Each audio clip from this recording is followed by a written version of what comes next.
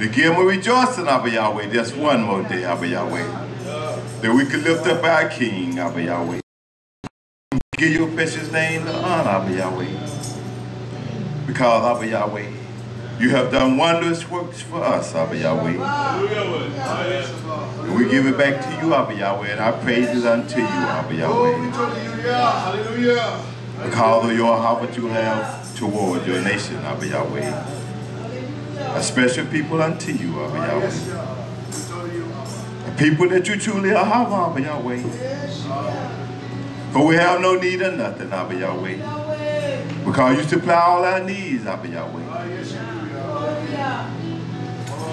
Abba Yahweh, you bring shalom in the land of your nation, Abba Yahweh. But there is no direction of the wicked to turn, Abba Yahweh. We know that we can turn unto you, Abba Yahweh. Will you bring shalom within our land, Abba Yahweh? You will give us comfort, Abba Yahweh. Abba Yahweh, you're the only one, Abba Yahweh. That'll stand by our side when there's no one else, Abba Yahweh. You're the only one, Abba Yahweh. That'll give us the strength to go on through the battle, Abba Yahweh. Hallelujah, hallelujah. Oh, Torah, Torah, hallelujah. Let us stand to our feet, nation. For the trumpet in the mountain of Yahweh and YHWH,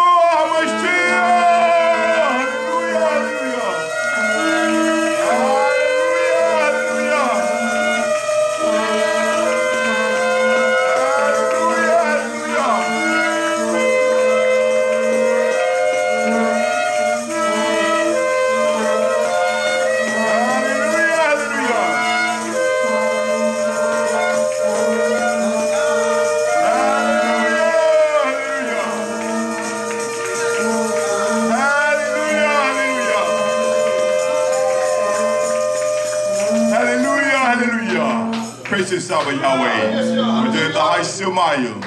Kadosh is your mighty name. Your Melkut to come. Your will be done. In earth, Abba Yahweh, and live the Hashemayim. Give us this day our daily lesson. And forgive us our debt, Abba Yahweh. And we forgive our debtors. And lead us not into temptation, but deliver us from evil, Abba Yahweh. For yours is the Melkut, the power, and the honor, Abba Yahweh. Forever, Abba Yahweh. So be it, Abba Yahweh. May it be fulfilled in the present mighty name of YHWH, HaMashiach, Baruch Yomalakali, feed your nation today. The wisdom of your nation, Abba Yahweh, to strengthen them this day, Abba Yahweh, to endure a little while longer, Abba Yahweh. Bad and bad spirit try to come against it. And he feed your nation, Abba Yahweh. Feed us till we won't no more this day, Abba Yahweh. In the present and mighty name of YHWH, HaMashiach, I pray. Hallelujah, hallelujah.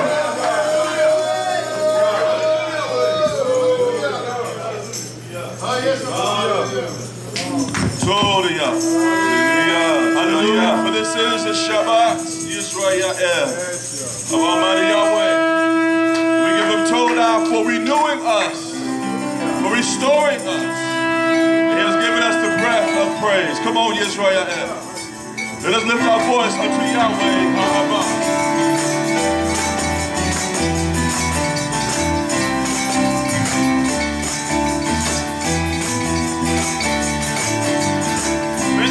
That has breath, praise Yahweh.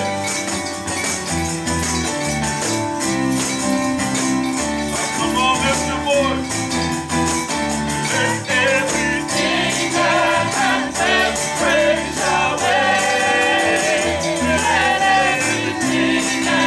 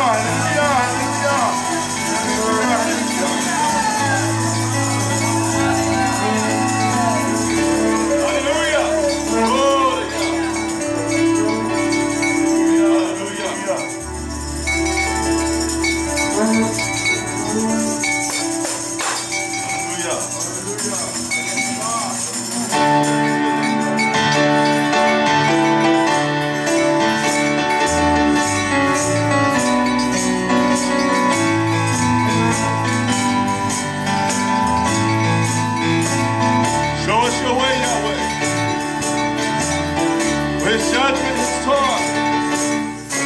There's a way of life, Israel. Show us, Yahweh. Show us your way, Yahweh, that we may walk in. Show us, Yah.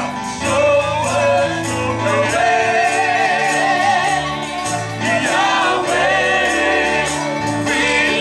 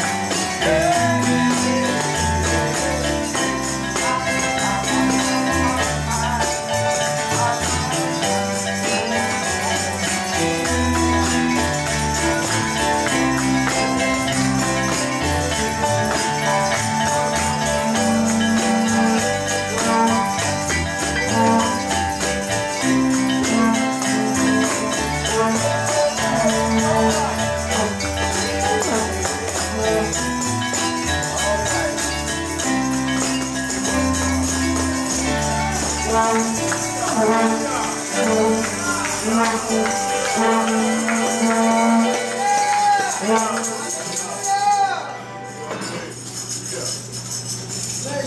are times that even we will constitute the actions of young ones as something silly.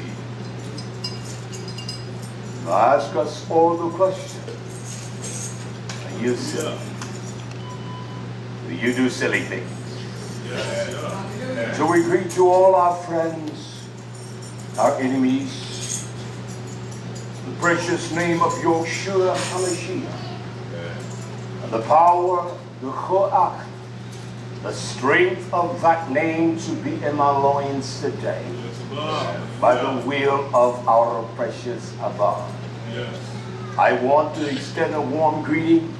We do pray that your gatherings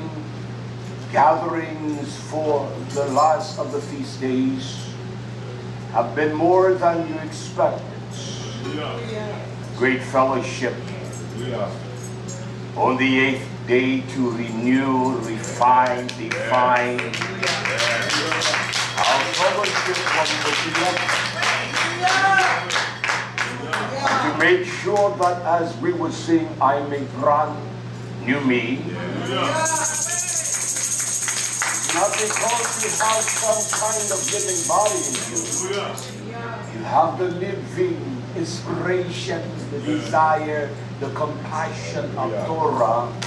It always steers you straight when you're here. It brings you back, not down the road. You got to come back where you're here, and it takes you on the path. So we as a nation, we have done things that we think that we in some way can venture back and just forget that it doesn't happen that way. I'm going to teach with audacity and great sense of effervescence. I'm not going to use any new cavity, simply implying I'm not here to play. I'm not here to use some kinds of catching phrases, but a sincere development that has developed with these many years that Yah has allowed me to be a tenant of His truth. It is not as much as the volume of our speech, but it is the action that produce activities of the Torah of Yah. You can tell me all you want to, you love me. The man loves his wife. Wife loves and honors her husband. The action speaks greater than the volume of their words. And not only that, others can see that and they can comprehend the beauty of that halva. I'm going to teach, don't worry.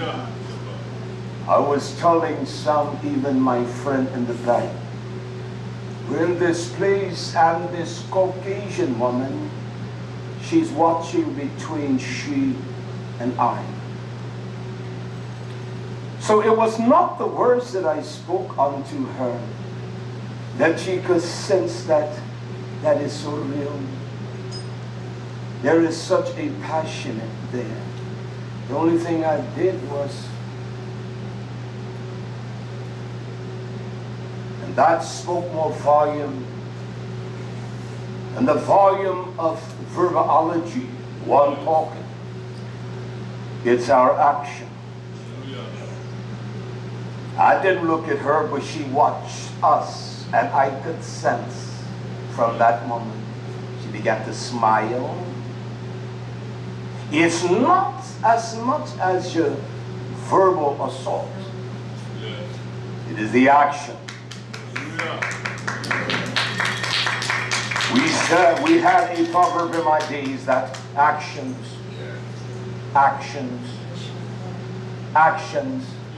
they speak louder than words. And we are people that were full of frivolity and foolishness, new gravity, just foolish.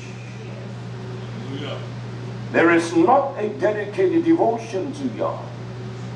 We're not real. Yes. I know you don't like to hear that. That's all I can tell you. Yes. This teaching today, as we have heard, the orators of some spectacular orientation of oracle skills to speak to us and to teach us, as our Zochim reminded me, what a corroboration of the collection of the mind. One heifer is better than two, or two is better. Because if you got two, it won't be long you have 4 or 5. That's why you don't need many bulls. You want the heifer. That's what you want. And through their collective resourcing, they taught to us splendid things beyond our ability to comprehend, because if we did, we will walk in that direction of that Torah. And so, as my friend from Texas, as he has gone, we sat in the table or at the table and we would discuss things. Of course, you know who does all the talking. It's me. We began to dialogue on the words blessing. The tongue of Abraham, he would say, Berakai, Berakai. That is, that I may pray that the riches of Torah fills one's mind as they come to the excellence of the revelation that YHWH is revealed in their hearts, their walk, their attitude, not just for now, but futuristic in the future as well. And I said to my friend, how does one differentiate? You know the difference between a blessing and a curse. How do you know? Who are the ones that are blessed? And the ones that have a curse upon them. The ones that believe that they have a curse upon them, they are inspired or inspired by things that they behold with their visual.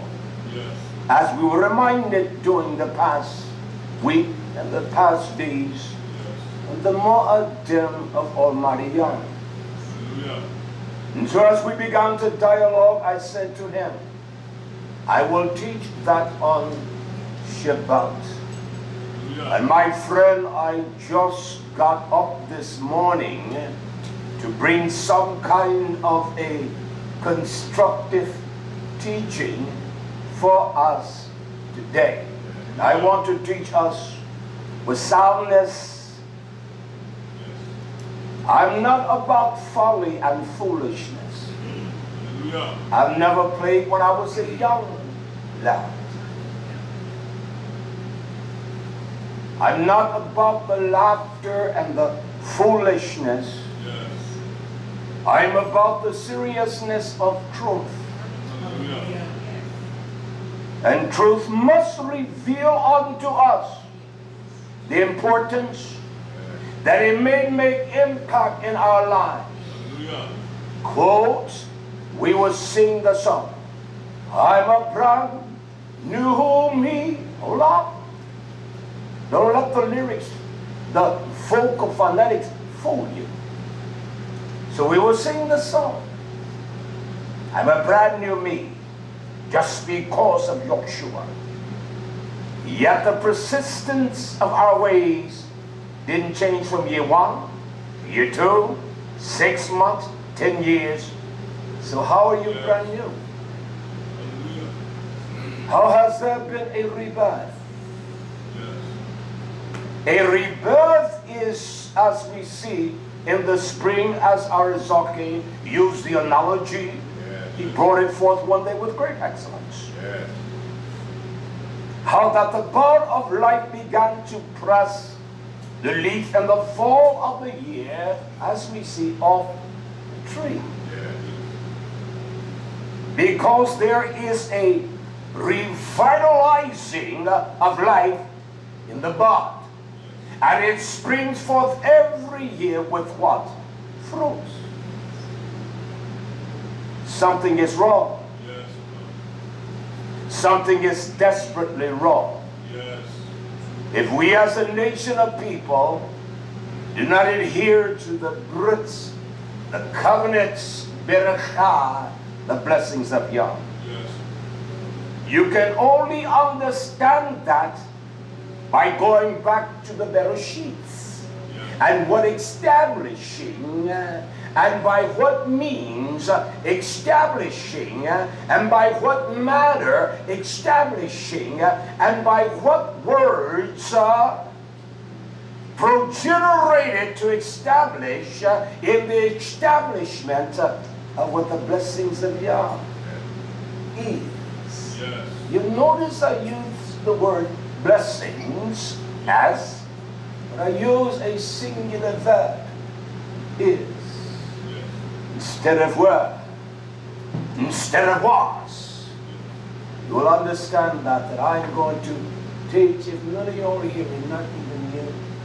Yeah. My friend that sits in his abode in Texas, I promise you I will do it.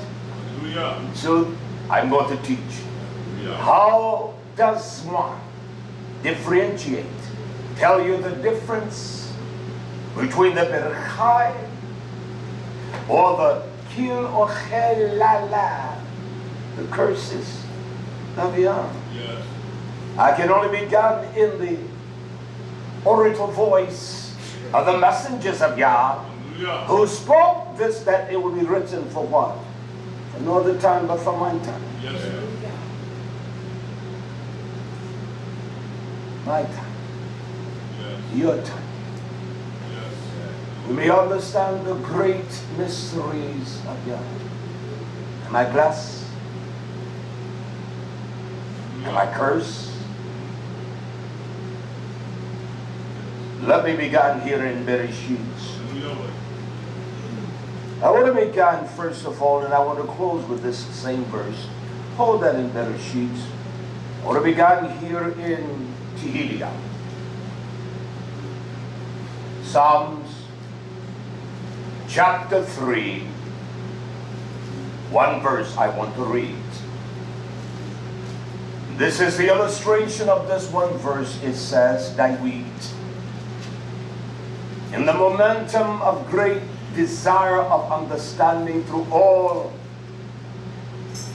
of the tremendous agonies and parallels that he was engaged in, that it baffled his mind, and the kingdom riches, how can I walk in that when I see all the assaults and all the inspiration of the wicked, how they prosper, they have much, how they never have the agonies that I have, supposedly. And he cries unto Yah here in Psalms chapter 3 verse 8.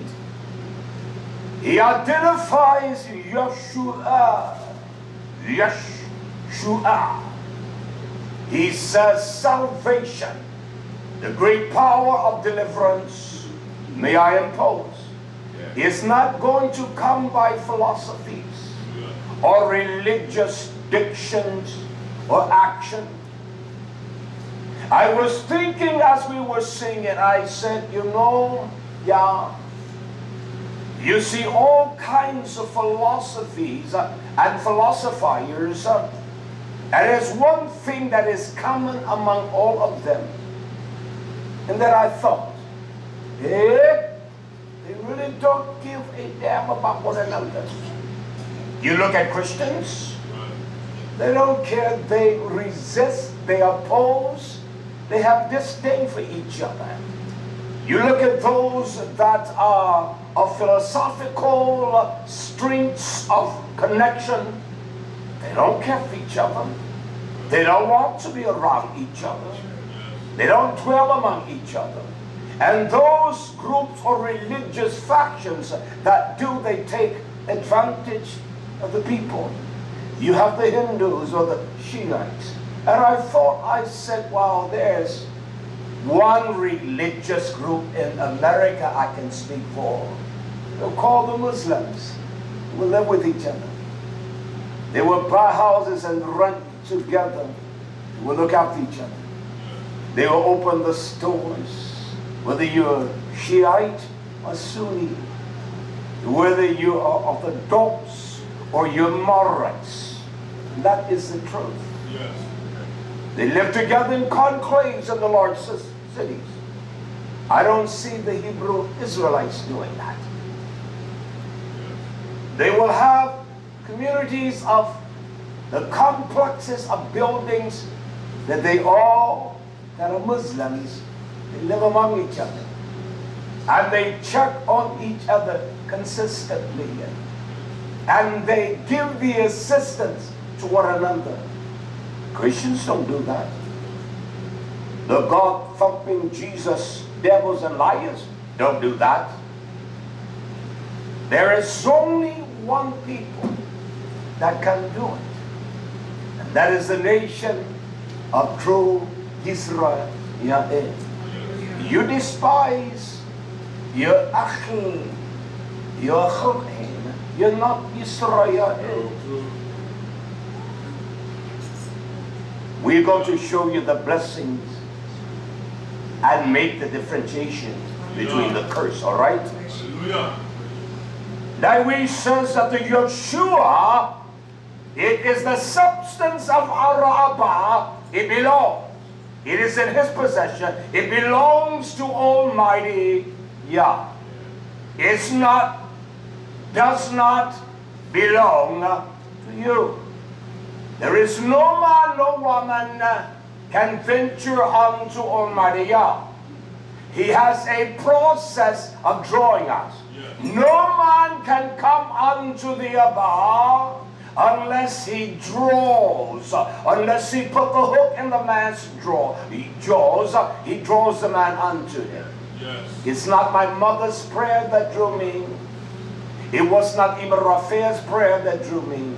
It was birthed from the day that I was formulated or thought of in the womb of Yah's mind. And how long ago was that? Then there's a column there, and it says, your blessings, your berakai, the great riches of Yah. That it is only the prayer of Yah that produced the blessings of riches, of the truth of what the barakah is. He says, your blessing is upon your people. Your blessing is upon your people. Your voice of Bala, of prayer, it permeates among your people. Your blessing is upon your people. What is that blessing? How do I determine that blessing? I have to work in soil that's because of Yah's command. When man sinned, he told me by the sweat of my brow, by pony shall I earn my living. Nothing has been abated. Matter of fact, the soil gets worse every year. So how does one rectify that? Or what is the blessing? I can go to those places that are convenient, organically, and eat what we would call the best of foods. Which one? Me having to toil all day in the soil, or I can go and retrieve all that I need from what we call grocery stores and everything I need. But His blessings, the barakah, the blessing, the barakah is upon your people. Yes. What is that blessing? How does one differentiate and know what the blessing of Yah is? We're going to journey down the road of Torah, all right? Yeah. Now let us venture into better sheets, Genesis. And I want to begin here in Genesis chapter 12 and verse 1. And this is the establishment of the barakah of Yah. This is the first blessing that was poured out upon the progenitive source of a nation of people that was selected not because we were great, not because we were smart, not because we were intelligent, because we were the least of all people. Yah says to Abraham, this is the foundation. If you build upon any other foundation, the barakah of Yah, it is a lie. And you're full of your deception. Yes. As a resounding voice during the past Mo'adim, we think that, quote, it is a house, a car, things, or this materialistic gluttony that has overtaken us, unquote. It is a truth of all truth. If I say nothing today, you're not taking nothing with you. You leave it to your sons and daughters within a span of time, it will be lost. Because this is a foolish generation. That's a fact. You tell me the parents own the street and the forefathers of this street and the land they purchased. You tell me they did not think their sons and their daughters were beautiful and strong and smart and knowledgeable, and their children were that way, and they built a small inheritance from them, from the meager of their labor. You think that they were that smart when there is nothing on the street by there, and those that they were the progenitors of it? They're silly, silly people. And I say that with no apology. That is Sheet 12:1. And these are the things now Yah, the words spoke unto Avram. This is what he commanded him. This is not what I purport. This is to command the orders. He says, I want you to get out of the presence of that place, get you out of your country. He commanded him to get out of your country.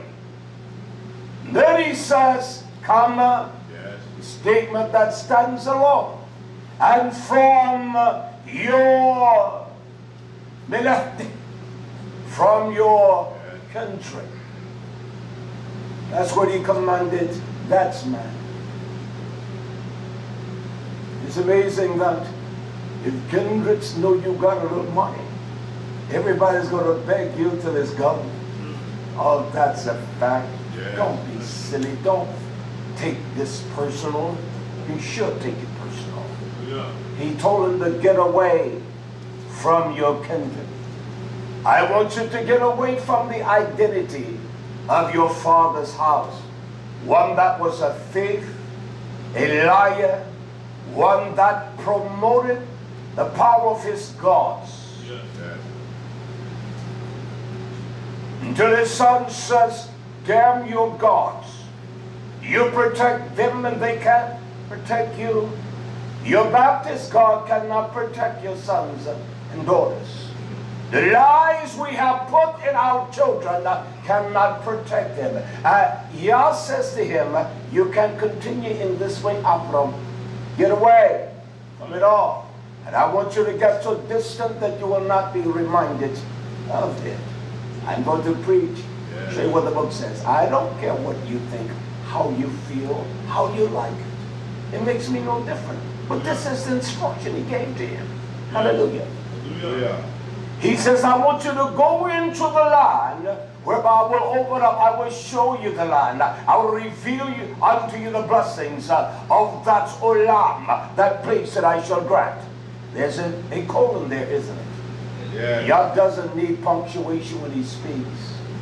Then he says, verse 2, then Yah says, I will asa, will make, I will fashion, not you, Abram, but I will fashion the desire and the purpose in you, and it will not be by your accomplishment.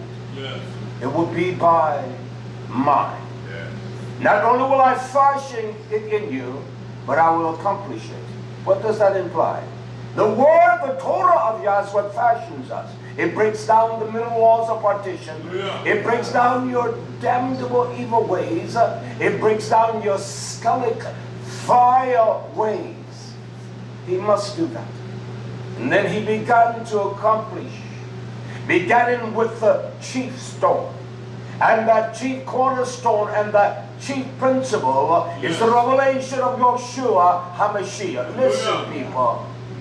You cannot say the thesis or what you theorize by some kind of religious format that it was way before my time, your time, or any of our times before we lived. And so you have not by your own power, your own ability, by some kind of inspiration, inspired to be a part of some kind of religious sect. No, it is the delusion that drew you. It is the truth of Yah and the power of Yah that draws us. So you didn't make no choice, silly one. Hallelujah.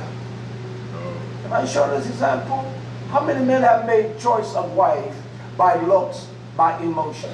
And when you get her, you find out she's a damn fool. How many daughters have said, he is so fine and so handsome, and when she gets him, she finds out he is a damn fool. So don't give me that. It is the power of the process that you work through the ills and the little things that offend one another. So it is with Yah. It is the power of Torah that works in you to form, to fashion you, to finish you up for the purpose of His kingdom. But our lives are short on this earth. We are stupid. We are a stupid, ignorant people. Your way has produced nothing. I'm broken. My way has produced nothing. And His way has produced an assurance unto me. And as my King reminded us, I have tikvah. I don't have what you may have. Look what he says. Yah says, and I will fashion you. I'm going to make you a gadol.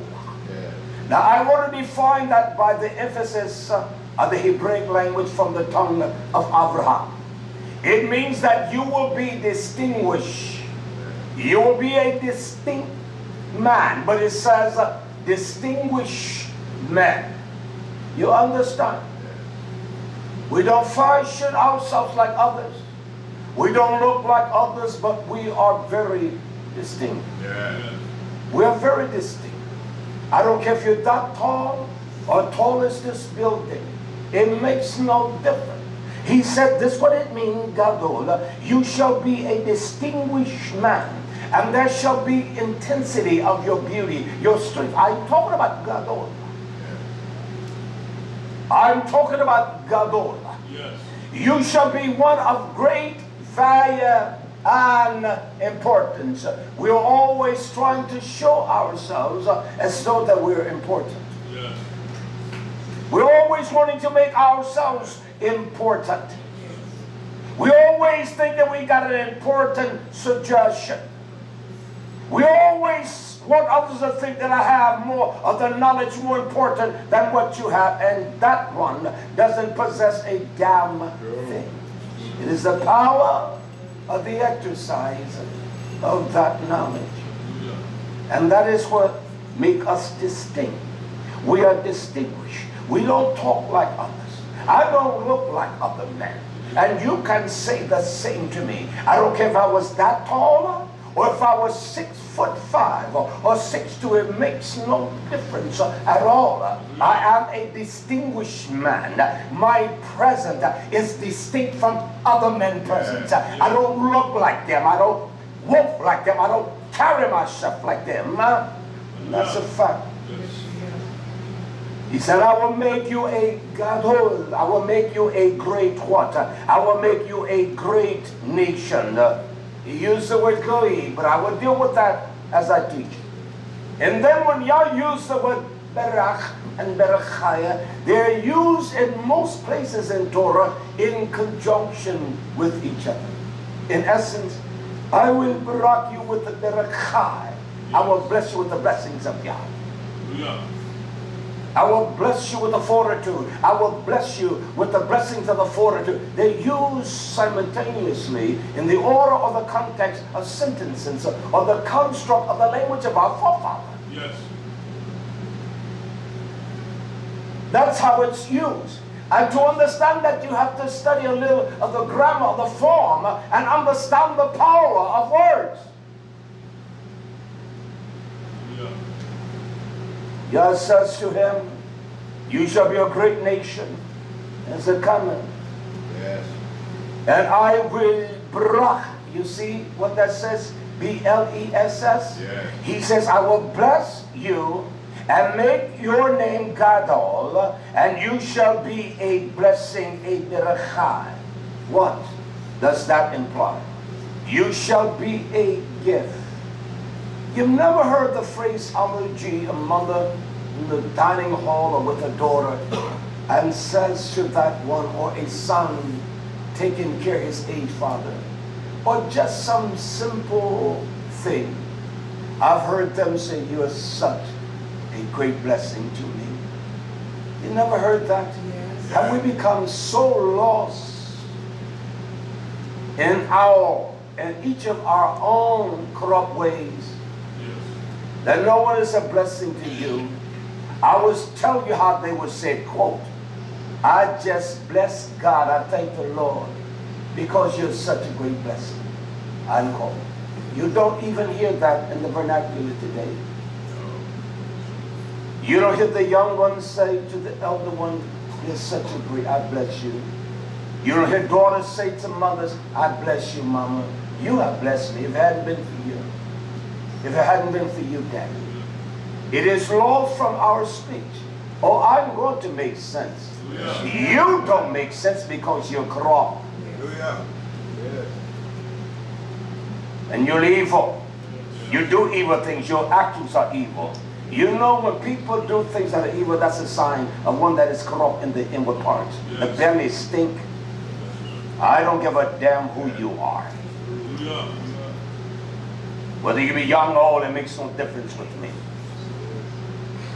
And I would hear that in my days. My mother would say to me, son, you're such a great blessing to me. I didn't understand that, but it would, as they would say, move me, that I will hustle even the more to make sure we had a little more. It wasn't about me. It was about making sure that my mother, she could have confidence in me. And she would always say, I wish all of my children were like you. I said, leave them alone. Don't worry about them. I don't have to worry about you. I know that. I'm not your responsibility, mother. Move away from them is what Yah says to Avram. Yah says that I will bless you and make your name great, and you shall be a blessing. You shall be a blessing. You shall be a gift to the nation. You shall be a present to anyone that come in your presence. That's what we should be. You come in my presence, I should be a gift to you. I should be a present to you. You come in my presence, you should be a gift to me. You should be a present to me. That's the zera of Avram. That's just the zera, the seed of Avram. You understand? When we come into the presence of anyone, we are a gift. We are foolish as cats dumb. We are silly. We love to play from the oldest to the youngest. The youngest to the oldest, that's all we do. We follow bull, shy stick. We love to grin and play and laugh. There is no soberness and soundness in talking to you. You think y'all was laughing when you were talking to this man about the blessings? You think that, as Granny would say, that was cackling that can be heard like a crackling of thorns with the glass roll over it? We're full of our own boat. No, it's not me. It's not me that upset you. It's truth that upset you. It's not my ways that upset you. It's your ways that are offensive unto you, and you know damn well you're that way.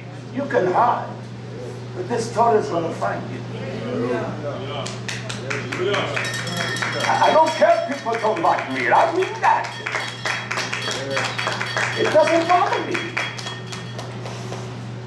My friend, I went to bed the other night out Thursday, around 3:34, 3:30. And the first thing she did, she punched me because I was late. I said, baby, I couldn't sleep. I drink some ginger ale. Yes. And I got these energy pills, and I take one every now and then. I've taken one to take our friend back to the airport, and I know I shouldn't have done that. It was late in the evening. And when I got home, I drank the ginger ale. I couldn't sleep. It was a combustion in my physicality. I tried. I couldn't go to sleep. So I was studying a little this and sitting there wanting to go to sleep. And I finally, around 3, I said, let me go to bed. Well, it was time to get up. My body, it is programmed to get up, 4:30, get up. And so last night when I went to sleep, I said to my imam, I didn't wake up until 6:45. I feel refreshed. I do. You understand? Some ready to roll. You understand? Hallelujah. And that is what the Torah of Yahweh do for us. Look at what he says in verse 3. Because at the end of verse 2, there is a compound, complex sentencing here. The writing, it is compound and it's complex. So we have the punctuation of a colon there. So this is a clause that stands by itself independently, that needs nothing to advance it. Verse 3, Yah says, and I will barak. I will bless you. I will pour out, I will bless here. That curse, he used the word chala. K-A-W-L-A-L. Chala. I will curse. I will curse him that curse you. Now the question that I propose to my friend, let it be that what we call the white man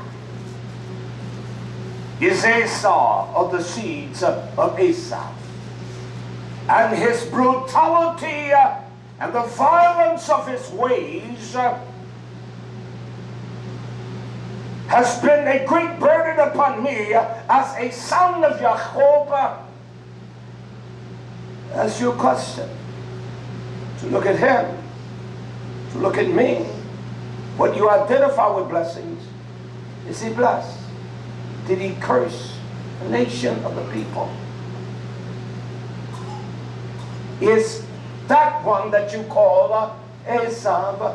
You find them on every corner in every major metroplex. And they will tell you that the white man is Esau. Listen, no Jewish man can hold me back, stop me. No white man, no man. I'll have the Jew man eating out of my hand.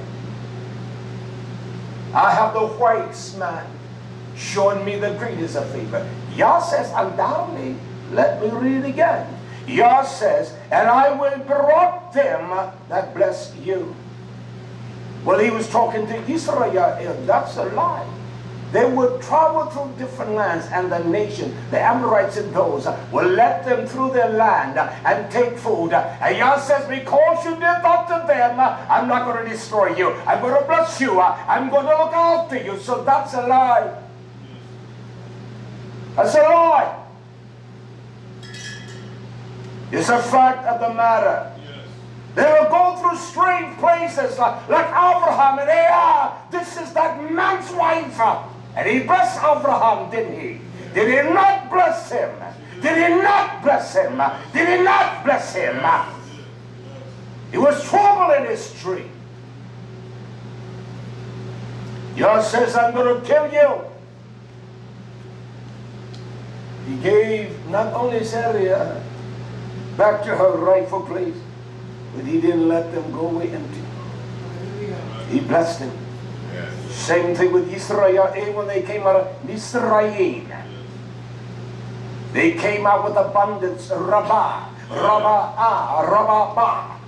They came out with much, with riches, abundance. And because they didn't appreciate the hand of Yah, they abused it. They ate like dogs and fat piglins. They lost everything. They became beggars. And Yah allowed them to lose it all to show them, look, my barakah is not what you think it is. There's a process to receive it. This is what he told the first blessing. Yah says to Abraham, I will bless them, plural, I will bless them that bless you. So you tell me that a strange man that can see a Hebrew Israelite broke down on the corner, he stops. Stranger to your country people. He helps him. He blesses him. He gives him some money to make sure he can get on his way. You tell me that that is not the indication or the implication of what Yah said? But a stranger see you as a Hebrew daughter of Israel put out, and those that are familiar with you will not even assist you or help you, and that stranger of a different, what we will call goyim, come and assist you and put blessings on your table. You tell me that Yah says, if it's not so, then what we call the great one is a lie. Throw the damn book away. We go back to the better sheets. If a man blesses you, you're sick on your bed, and a man assists you and help you. This is what he said. He did not say, I will bless a Hebrew. He said, I will bless you. I will bless them, plural, that bless you. And I will bitterly curse him that cursed you. What is kala? That someone speak a word down from the bottoms of the wicked gut from hell. Kala is simply this. I will show you one of the most profound curses that we curse each other when we call kala. We take each other for granted. We don't give a damn. I don't want to be around them. I don't want to sit with those sisters. I don't want to be around them, brother. You are a damn wicked thing. That's what the word kala is. Is to take them to be trivial. They have no meaning to you. That's what the word kala is. You get a little account of them. I don't want to be around them. You get a little account of them. You're not dealing with some silly boy here. You're dealing with a true man here. Not a matter of God, just a man. A man that would dig deep into the cesspool of his own damn wickedness, that he can show you don't fall into the same cesspool. All right?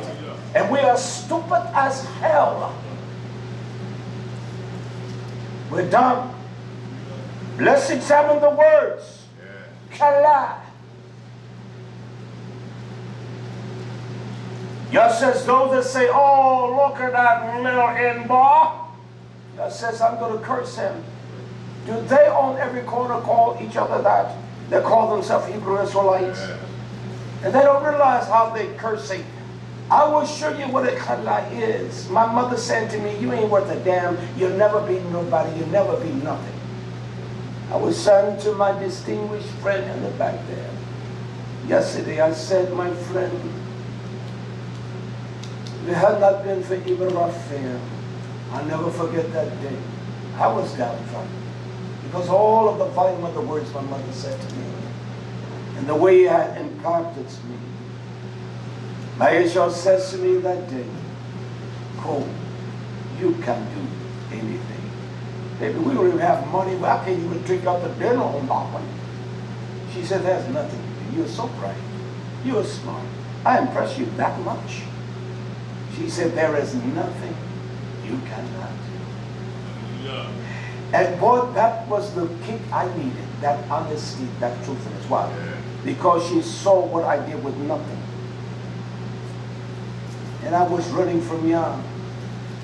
But March 11th, he stopped me right in my tracks.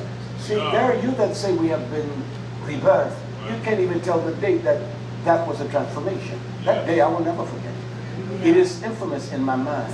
You got what you call right to get a wife. You got what you call get right to get a husband. If you got right to get a wife or husband, you don't have a damn thing. I got right to be invited unto the wedding feast that shall come. And that shall inspire. There are women that get despondent because I want a husband. There are men that I get despondent because I want a wife. I will not. I said to my distinguished gentleman at the end row back there in the back, I said the only way, and I know this is not going to happen at my age, and my wife walked away from me. I said I would get me another wife. But if she died, I don't need another one. That's me. I'll be all right. What would you do? Oh, I got an office around here. I got things to do. Until I can't do nothing else, then you'll just bury me beside her. How about that? Hallelujah. Let me move because I want to finish it. Y'all says I will curse him. I will chala. Those that take you a little account. You're not worth a damn to be slight with you. You ask them a question, they're like, You don't realize what a cursed thing in your mind. You don't realize what you're doing.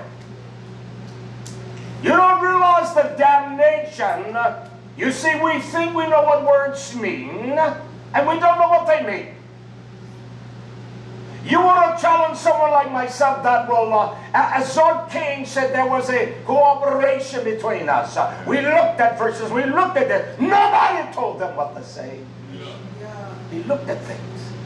We cooperated together, and we did it. You all helped it. I didn't even want to say what I said during the feast day because I want the strength of this community to arise. And we really don't care. Let me go on. We must establish the foundation, the principles of what the blessings are, right?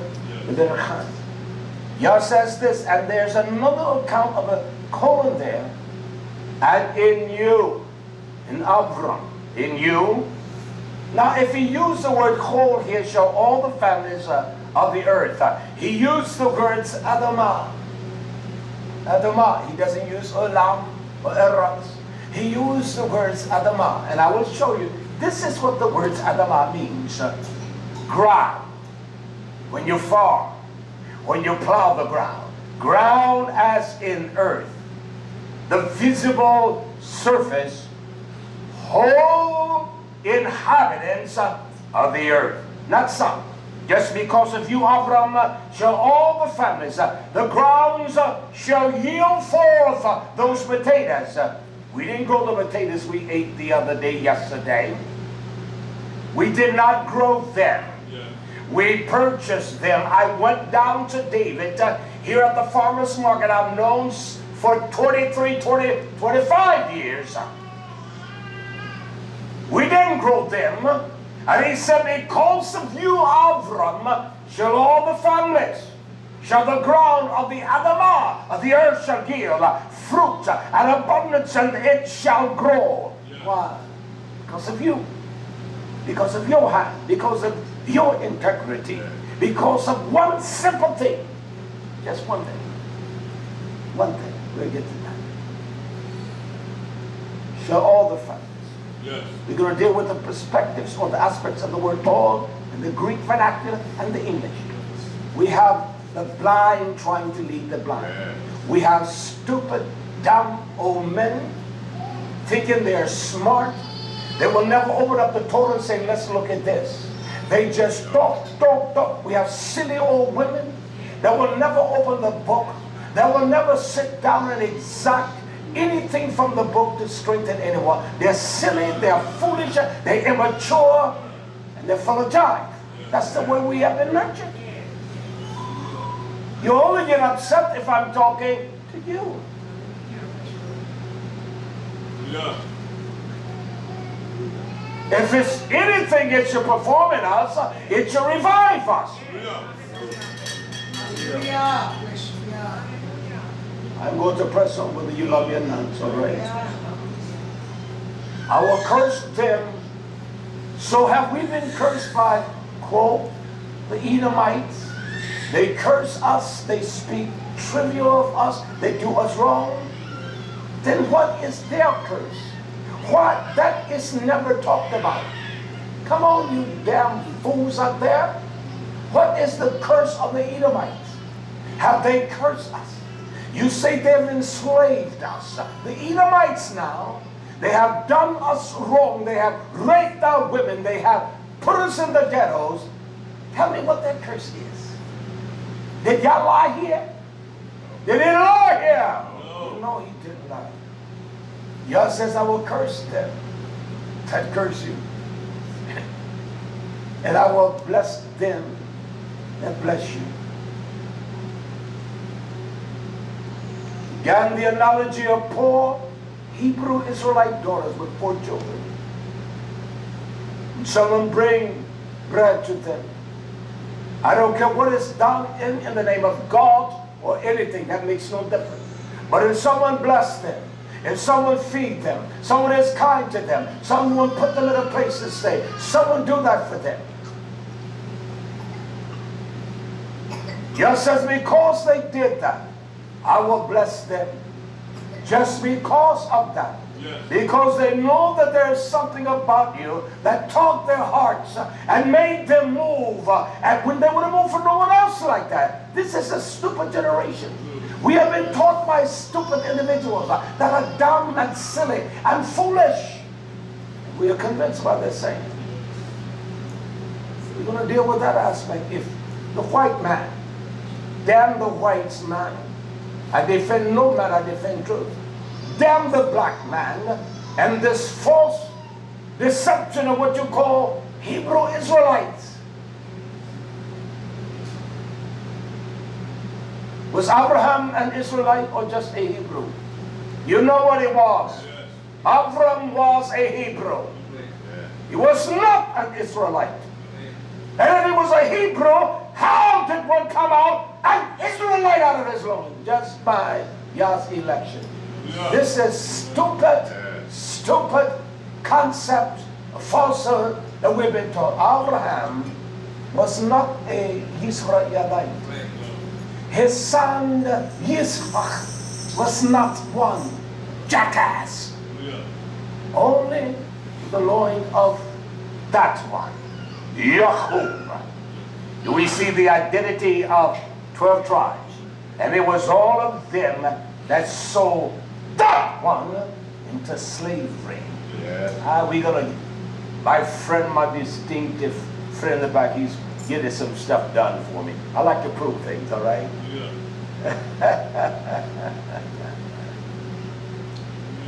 It was those. It was him. It was him and those that sold him. Caused the seed of him, the power of him, be sold into slavery.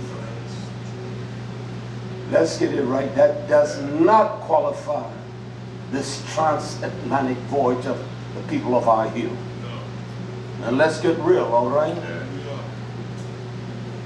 I like the Mr. and Mrs. Know-it-all think they know it. But when they run up on me, you ran up on the wrong one. You do better by challenging your own mind, all right? I want to move quickly. Whoa, time is on. Look at this in Genesis, Bereshit. Quickly for me, Bereshit. This is the covenant. He was Avram. His name was changed to Abraham because of one faithful thing unto Yah. Let us go here. Genesis, Bereshit, chapter 22, verse 17. These are the blessings of Abraham. This is what Yah says. In his spirit and his covenant with Abraham. Yah says that in the Berachai, that Yah the Berachai means, it implies that Yah says, I adore you. When you wake up in the morning, you say Yah Barak because Yah says, I salute you. That's what Barach means. And that's what the salutation, there's a salutation because you speak there when you get up in the morning. Yah Barak, bless you, my Abba, bless you, Father. Listen to how he phrases. That in the blessings, that in the blessing, I will Barak, he says, I will bless you. This is what he says to Abraham. I will bless you. In Rabbah, in multiply. Does it imply multiplying? Yeah. He says, I'm going to multiply you. You're going to become great. There shall be much to you. You shall be numerous. You should go beyond the expansion of numerology and all. This is what the word Rabbah means. He said, I shall multiply. Look. Your zerah, your seed, your children that come out of you. That's not just, look where the promise goes. That was not just to the seed here, because Ishmael was a son of Abraham. He's a son. He's a Hebrew. You can make it what you want. He was not an Israelite, but he was a Hebrew. Yeah. And that's all Abraham was, a Hebrew. That's all he was. That's all he was. That's all he was. That's all that Yitzhak was. And out of that line, out of Yaakov, we see the tribes of Yisrael. Out of him, when his name was changed, did he become an Israelite? You tell me that was by some kind of physical birth? It was about the transformation of the Torah, the selection and the election of Yah. Hallelujah. Yeah. Hallelujah. That's how that came about. He was born a Hebrew because his daddy was a Hebrew. You know, this stupid generation, people don't have the ability to question things. So they hear it and they don't know how to, know how to question it. And they don't know the book, so they can't question those that talk like that. Let me move on now. Listen to me. He says, not only shall I multiply your seeds as the stars of the Shemayim, and as the sand which is upon the seashore. He says, and your seed shall yarash. They shall possess. They shall dispose. They shall take advantage. They shall bring down. They shall possess. They shall inherit it. That doesn't mean a damn thing if it means that's what happened in the kingdom. He's talking about now. Yeah. So let it be that we are under the sons of Esau. We should dispose. We should supposed to yarash. And we are cursed. Yah says, I will curse any man. I will curse him worse. I will show us worse than what you think you'll curse. This is the stupidity of this false dogma that spreads around these United States and around the world. Believe hear me. 21%, almost 40% of the slaves did not come here. Very small percentage, because this was the longest route. Many of them died. They went down to South America. You never hear them talk about Brazil as being children. Hell, they should be Judah. They should be Judah. You never hear, and I don't want to divulge this now, but on those ships that will come, and those that the young women were raped, sexualized, and all of that, Many of them reaching the shores that were pregnant. Oh, we got a pregnant wench here for you. So if that seed was by Esau, the mama was not a Hebrew, only the daddy could produce a Hebrew. What was that son? He produced babies from the day that he grew old enough to produce babies. And he put them in a line of women that what we call Hebrew women. What are those sons? Could you identify them? Yeah, I can. He was a white man too. He was a white son. He was an Edomite. And this stupid, dumb analogy of these fools today, it's repulsive. It's repulsive, and no one can challenge me on that. But there are Hebrews that listen to me, and those that are adamantly against me. Go jump off the highest mountain in South Carolina and kill yourself. I'm going to finish this. He says, as the sand upon the seashore, and your seed. Now, this what he said has nothing to do. He said, your seed shall possess it. This means nothing to us. When YHWH comes and the kingdom. No, he's talking about the kingdom now. And we shall arise, we shall seize upon it. We shall dispose nations. Isn't that what America did when she went over into Iraq and Afghanistan? Did she dispose? Yeah. Wasn't that what the British did when they went into India? Wasn't that what they did when they went into Vietnam? Come on, we're not crazy or dumb. They dispose other people. And you got all these philosophies. They're not disposing anyone. They're not disposing anyone. Why? Because they don't give a damn and they don't know the truth of Yah. Yah said we shall, your seed, am I the seed of Abraham? Sure I am. Sure I am. Yes, I is. You shall dispose, you shall possess the gates of your enemy. We shall possess the Sheva, the gates of the power of someone to captivate my mind, to enclose me in poverty, captivity. God says you shall. Oh, you know the white man does not, the white man, and he does, damn the white man, damn the black man, damn the Jew man. God says if he's your enemy, you're going to possess his gate. What do you mean? I read Yisrael. I don't even care if a man doesn't like me. When I finish with him, he likes me. Because I'm going to possess him. I'm going to take off his mind. I'm going to take off his mind. I'm going to control the way he thinks as he deals with me. I do it all the time. Because Yah has taught me to do that by the power of this truth. He has taught me how to do it. This is a stupid generation. Because there are not any prophets out there. Oh, don't worry, I got us. That's why I pray Yah raise up the Naveem, the messenger, the true prophets of Yah. I got you covered. Whether you like what I'm saying or not, it makes me no difference. Hallelujah. And we shall, does it say we shall possess the gates of his enemies? Yeah. That's what it says there. We're going to possess the gates of his enemy. And then better sheep, Genesis 22:18. Look what it says here. And in your seed, in your zerah. Does it say that? Yes. Does it say S-E-E-D? Yes. Does it say in your seed? Yes. Now let's just reduce the seed just to the lineage of Yaakov, okay? Let's just take it there, all right? He says, and in your seed, does it say that? Yes. In your zerah, in your seed, shall, does it say all or some? All. Does it say a few? Or just a few? Does it say all, A-L-L? Yeah. So is Esau a part of all the earth? He gave him a mount, he gave him a place of his own. Is he not a part of the earth? There is no nation that is blessed. He says, in your seed shall all the nations. It doesn't say a few, does it? No. So you tell me that in every nation, we were slaves in every nation. And so we bless them by working their cotton fields and sugar cane. I don't know how you're going to go to Iceland and work there and grow cotton.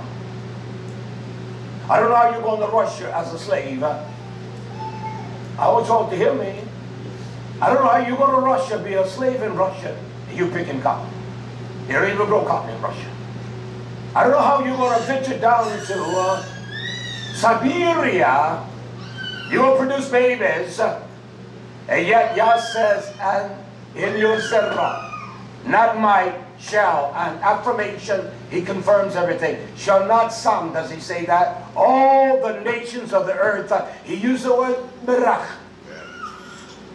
I shall bow my heart to them.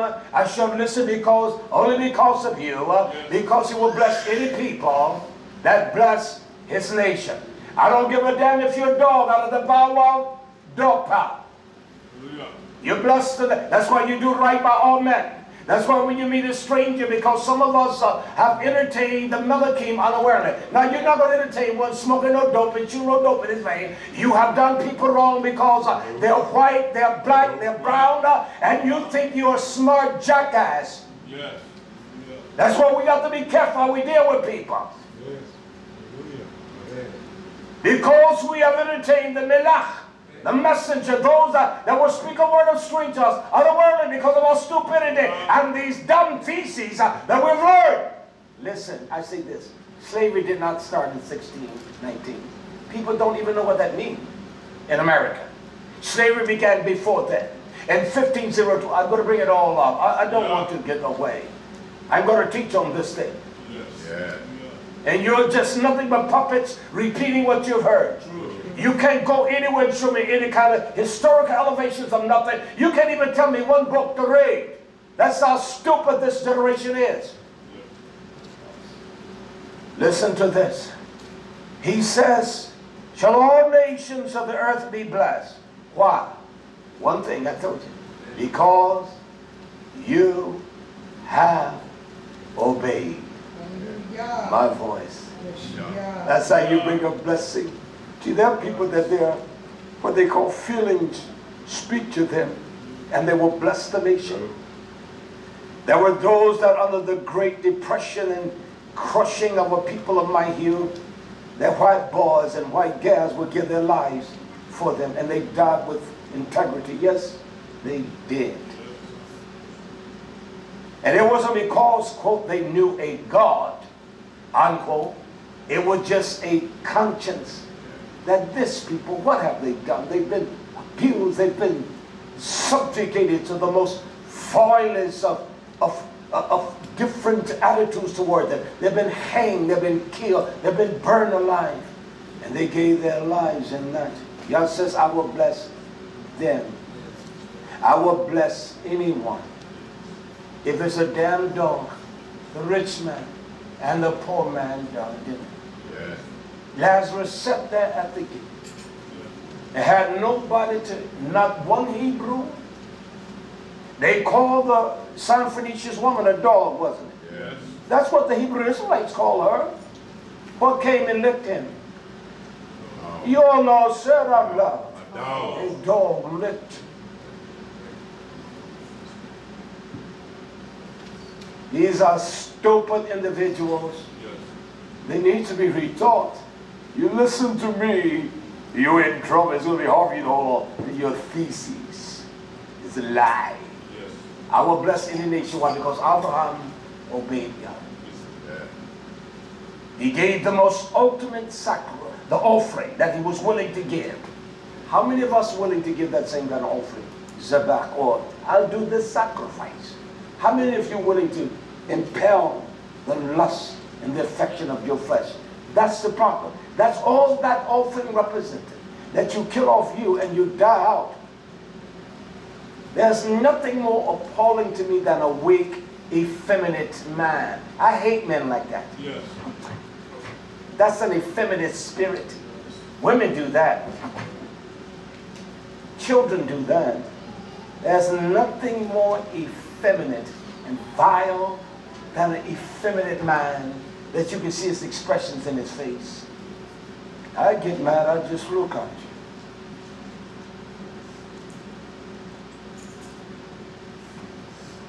And I can raise my voice too.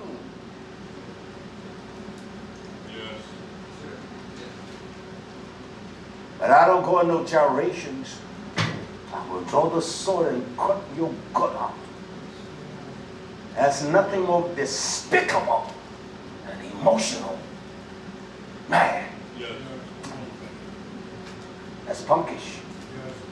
That's effeminate.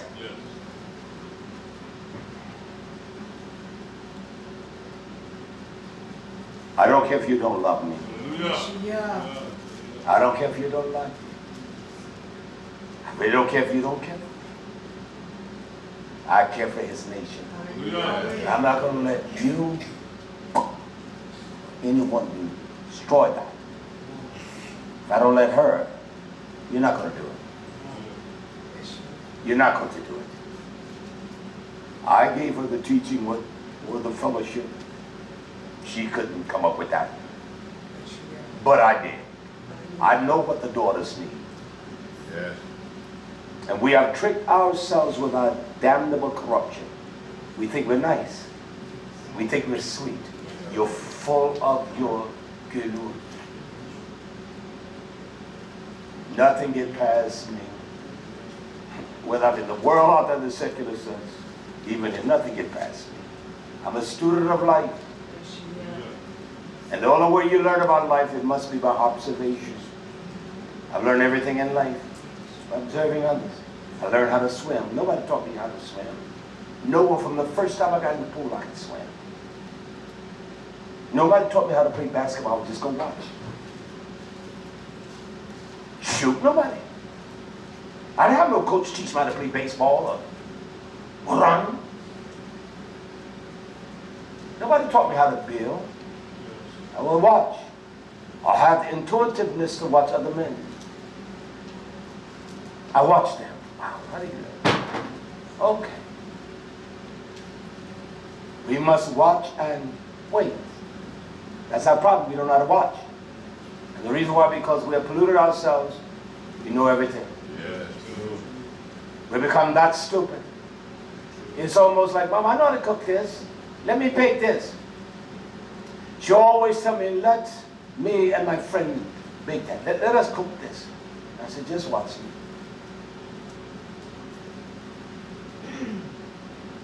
And when they do something together, she's excited. She always comes to tell me. We did this. Oh, we made those. Oh, it takes one, Papi. Too messed up now. You learn by watching. Yes. You learn by watching. Mothers will put their daughters in the kitchen with them and they will watch them cook. You don't go to an institution to be a chef and just get up and start cooking. You watch the technique of the chef. You don't walk into a place I know how to well. This is how stupid we have become. Arrogant. We're so arrogant in our stupidity that it is causing death. We're sick. And we think we're smart and strong and we don't even know how to pray. We don't know how to pray.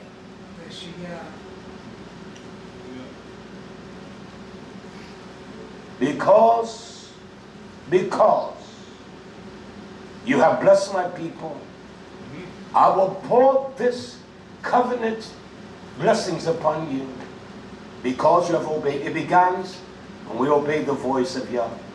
The blessing, I don't care what, when we obey Yah, the words we speak, they're powerful, they produce life, they produce substance. I don't care what man, woman, child, anyone is going through. This is the remedy for all things here. But we must be taught. You have taught yourself wrong. Yeah. You allowed your emotions to teach you. Let me move right quick. Hear what Yah says in Devarim quickly. I want to get to this because I want to finish. Devarim very quickly. Devarim, Deuteronomy, chapter 11, verse 26. Devarim 11:26. Yah says to us, behold, I want your eye to be open. I want your mind, your knowledge. I want your eyes to be open. You cannot see anything unless your eyes are open. We close our eyes to truth. When someone says something, it's almost like this. Let me show you an expression. When someone says something to you, you go. You see that today. You tell me people don't do that? They shut their eyes and turn their head. Yah says, behold, open your eye. He says, behold, I am the one that know thought. I bestow, I set, I grant, I'm the one that grants permission. I set before you this day a better time. I set before you a blessing. And I set before you a kelala. What is a kelala? I explained that. I want to show you by definitive, not something that I've orchestrated. With the scholars of the world of the Hebrew language, it means to vilify, a vilification. Speak evil of, you defame, and you slander. So you tell me the sons of Esau, they curse upon me because they call me a dirty N-word? You tell me that? Yah says we shall possess the gates of our enemies. Either you lied, it doesn't mean a damn thing once I die and get over bye-bye. This means nothing if it's not practical now. He said we're going to possess. Yes. Esau is my enemy. Yah said you're going to possess his gate. Yes. You fool, you going to tell me that's going to happen, but it's all over with? Nah, that's now. That's now. You're going to become my slave. Well, hell, a man that works on your car, he is your avadim. That's what the word avadim, slave, slave boy, those that will do work for you. Can I ask you a question? I'm sure how silly we are. If someone comes in here to paint this tabernacle, we got to get it painted. We must do that this year.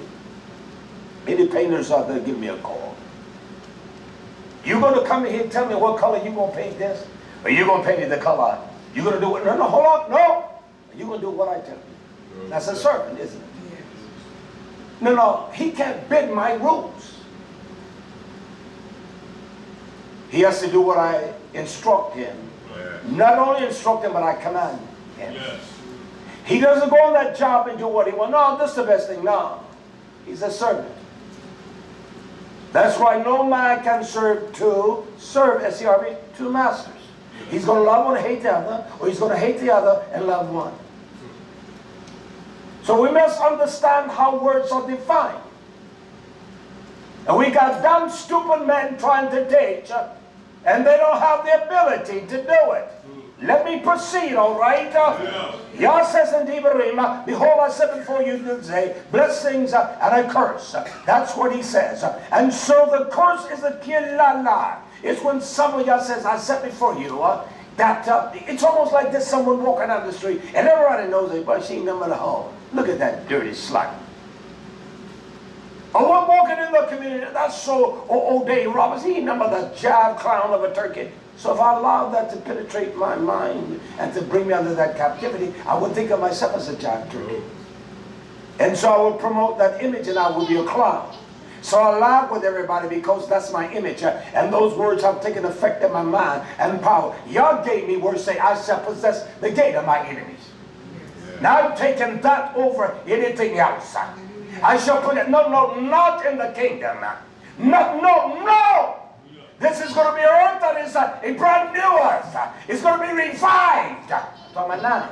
His word is a very present help in when nothing. When I go over there in the time of trouble.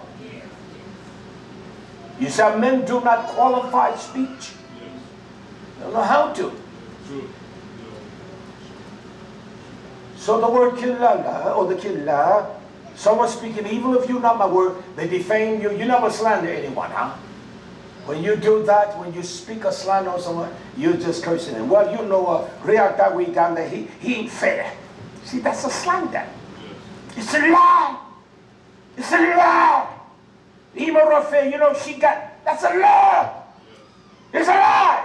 Can I tell all you something? You that are left, I know you're listening. There is no one, none of you, that this sister has been hard on like her. In essence, she didn't say damn her. She said, I will not mess with her. And I said, hell no. That ain't nothing. You take up your breasts and let her suck some titty milk. Blessed her. See, you all are hypocrites. We're hypocrites. I won't tell you the rest of the story. You're so damn concerned with anyone else. You think we'll see. Leave me. Leave me. And so her fidelity toward her different because she knows what she's done. She knows how she's helped her. She does better than you. You damn hypocrites. That's a fact. I said, I'm not going to let you do that. I won't let you give up on her like that. Come on. I can't do it. You know, I know you can't do it, but you're going to do it. Because I told you. These are we're some of the most damnable, hypocritical people. We get caught up in our emotions. And it's going to damn you to hell. You never heard me tell that part of the story. See, they haven't. Not like that. We're stupid. We're damnable stupid. Can I go a little further? We still hear in Devarim 11. Yah says in verse 27, he says a blessing. We will be blessed if you obey the mitzvot of Yah. Don't raise your hand. Now all of you all obey the mitzvot of Yah, his commandments, don't you? Now I will show you how hypocritical we are. This Zaken taught us of the greatness of Yah's blessings, the riches on that last. Someone wrote me the other day and said, in all of my 60 plus years on the earth, I have never, in all these years, heard one that speaks the truth the way you do. I sent out the newsletter yesterday, if anyone ran it. I used the same phraseology of that man. I said, in all of my 60 plus years on the face of the earth, I have never heard one teach on the dynamics of the 8th day. Listen to the teaching. I just use what he used. You see, that meant something to that man because he lives in Australia. He said an offering. He said money. It had value to him. Yah says a blessing. So let me ask you a question now, my friend there in Texas. So is your neighbor next door house as bigger? No. That neighborhood I went to where my friend lived, there were houses looked like they reached from one corner to the next. And that is the truth. You had a complexity of balkanization of all kinds. From Indians, to white boys, to black boys, everybody. And there was one house we walked, I said, baby, that right there is a grocery store. That's how big it was. So you tell me, my friend, that can obey the instructions of the messenger, and his neighbor doesn't give a damn house bigger, which one is blessed? Tell me. Tell me. Which one is blessed? Who's blessed? Who has the better calm, Yah? This is how done we is. I can do what are you doing? Going to Walmart, eating yourself in a damn hole death, getting fat as a hog, bigger than me. What are you doing so important? You're not doing anything. Sit around, watch television all damn day. Clown the rest of it. And eat the rest of it, and you'll sleep. Tell me when you're going. You're not flying the Paris for dinner. You're not going to New York City and dining what they call the fine diners. This is how stupid we think. Yes. I dine fine here. There ain't no doubt about that. Yes, it's a blessing not only but if you obey the mitzvot of Yahuwah. So is Esau obeying the mitzvot? Is the white man that you call Esau, is he obeying the commandments of Yah? Hell no. No more than a black man, an African man, no more than a Hebrew Israelite. Hear me out, you'll understand. Yah says it will be a blessing and you will receive the beracha of Yah only if you obey.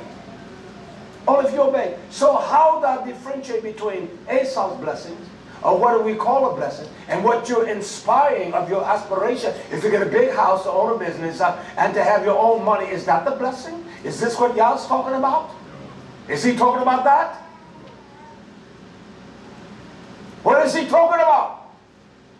So if I look at Esau, he owns the land. You say he's Esau. This is a seed. He owns everything. How do I know that I'm cursed?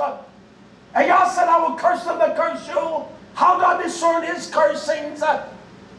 This is stupid, isn't it? Yes. It is dumb. It is dumb. Yeah. It is stupid. What he says here, he goes on to say, which I command you this day, Devarim 11:28. Yah says a kelala if you will not obey my mitzvah of Yah, your Abba. He said, and you will turn aside out of the way, out of the revelation of Yahshua, the way, which I commanded you this day, and go after the gods, the God of your belly, the God of your flesh, the God of your dissatisfaction, the God of your lust, the God of your lies. And that's what we go after. But you don't even know them. I'm going to bring this down. I'm going to break it down. I want you to understand the blessing, the benefit, the riches of Yah. So if the white man, let us establish that the white man is Esau. For the expedience of this truth to be understood. What is the curse of the white man? He has cursed you. He has done you wrong. Yah said, I will bless them that bless you. And I will curse them that curse you. And don't tell me that has to do with Hebrew brothers and Hebrew daughters. Because there were those that they passed through the land, they gave them water, they gave them provisions, and Yah blessed them because of that. Yeah. Don't tell me that lie. Yeah. I'll teach that next, all right? Yeah. So what? What is the blessing of the sons of Esau? They own the land. Yah says that we as one that obey him, well, it's not about a group of you all. You shall possess the gates of your enemy. Yes. You shut them off at the gate. These folks don't give us no trouble here. No. But I would hate, I was saying to my friend the other day, I would not at my age, I would not even try to do this. I would not. I would not even start it. I would not embark upon it. Some young, strong, or some you young brothers, I would assist and work, but I would not do it. It takes more energy today to do this than it did back then. You got a stupid generation, and YouTube is making them even more stupid. You understand that? You must walk in the way they are commanding you this day. You won't go after the gods and all that. Well, he says this to us. Look at that Devarim again. In verse 27, he says, obey the mitzvah, doesn't he? Yes. So King Yeremiah taught us of the offerings, the zabach, the sacrifices. How do we present them? How can I do that? How can we do that? He explained that to us. And it must be done, not one word shall perish from the Torah of Yah. None. Not one word is going to fall short. How can I do this, Yah? I'm going to show you how we do it. We must do everything that this Torah tells us. We must obey every command, not some. Yahshua did not give us another provision that we can take something out and add what we want to. That's not the case. But that's something he gave us. I want to read it.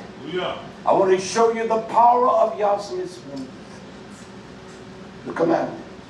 I want to show you what the mitzvah is when he tells us that we should Zachar Shabbat and Chadosh Shabbat. I will tell you what that is. We should be doing between the collectiveness of this and just one. All right? Look what it says here. Quickly here in Yochanan. John, 1 John, Yochanan chapter 2, 1 John chapter 2. I will read, beginning in verse 3, verse 5. We'll read this to show us, okay? Hear carefully. And I'm going to use the Greek expression. I'm going to define that for you, all right? It says in 1 John chapter 2, verse 3, and hereby we do know, hereby how others will know, you will know, that we ginoskos, that's the Greek, ginoskos, that we will have the knowledge and understanding. And hereby we do know, having the knowledge and understanding, that we get as close that we know Him. Do you get that? Yeah. Here's how I know that I know Yah. As folks say, and they wish every day, and nobody can tell me, I know. They didn't know. They didn't know. And hereby I know. You can't say you know Him and not keeping His mitzvot. You're not keeping the commands. That was just a philosophy of language you spoke, and you parroted it because others said it. You didn't know a damn thing. You didn't know Yah. You didn't even know what love was. You didn't even know what care was. You were foolish your own silly, stupid ways. I've never done any of that stupidity. Look what it says. He says, he used the word tereo. If we keep same as Shema to God. Te'emo is to attend to carefully and take care of. Now, do you attend to this carefully? Do you attend to the book carefully?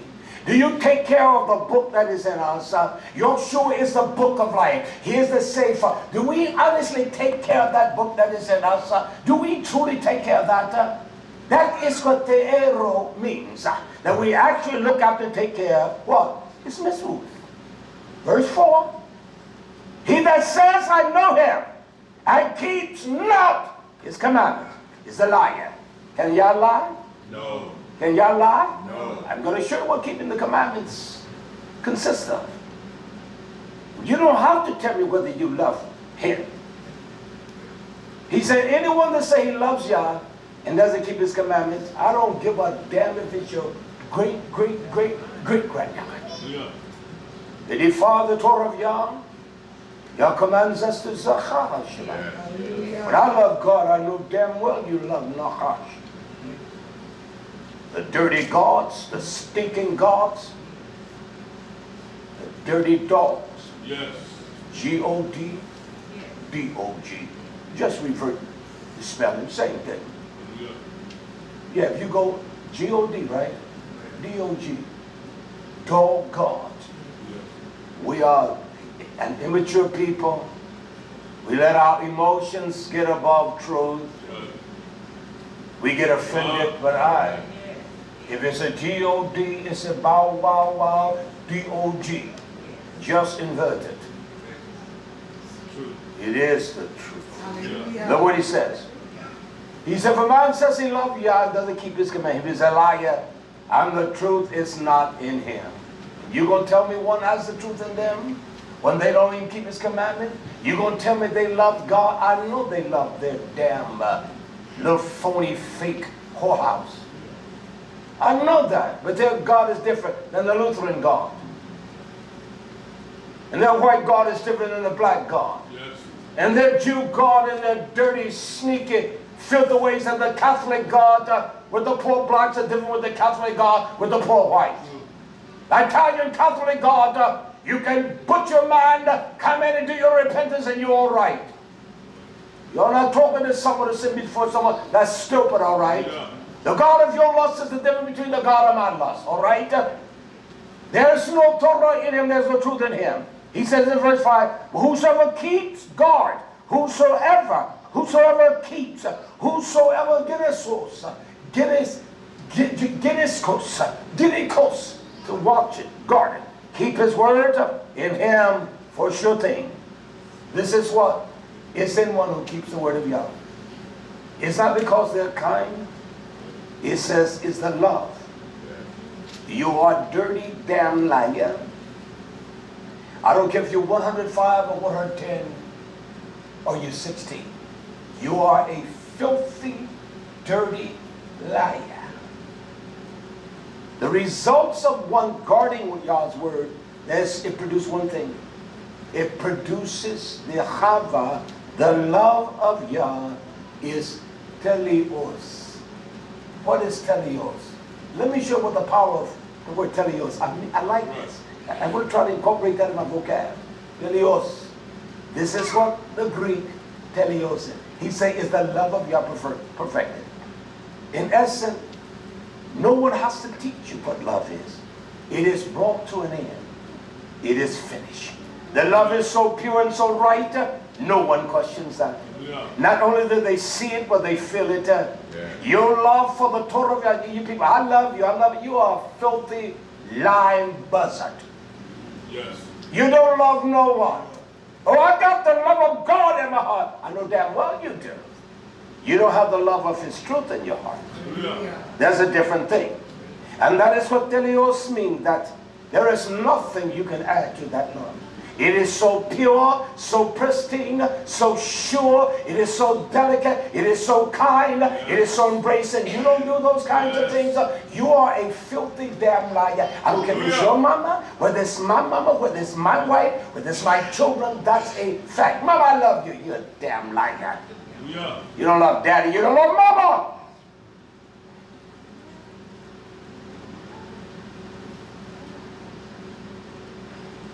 Quiet, Tom.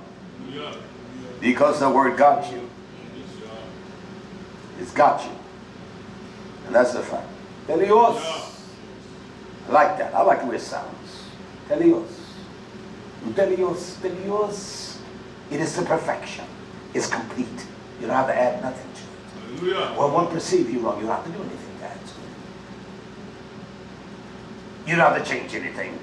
I'm not changing nothing for any of you. Not going to stop talking the way I talk. I'm not going to stop preaching the way I preach. Look, if everybody walks out from me. Nobody said to bury me. Hell, I just died wrong. The buzzers will find me. The buzzers will find me, and they will read this so maggoty, stinking flesh. I'm all right with that. Yosef said, don't leave my bones. He didn't. All right. It's amazing how human bones, you know, the wild beasts will ravish it, but it's one thing they don't get. They don't take the bones, all the bones. Most of the bones are still left there. That's a fact. You intend to put some fear in us. To fear your ways that will take you into the darkness of hell, that your mind is shackled and bound. Moving on. The difference between the blessing now and the curse of Yahweh. Hallelujah. Hallelujah. He says, and hereby, no! Grace course. I know.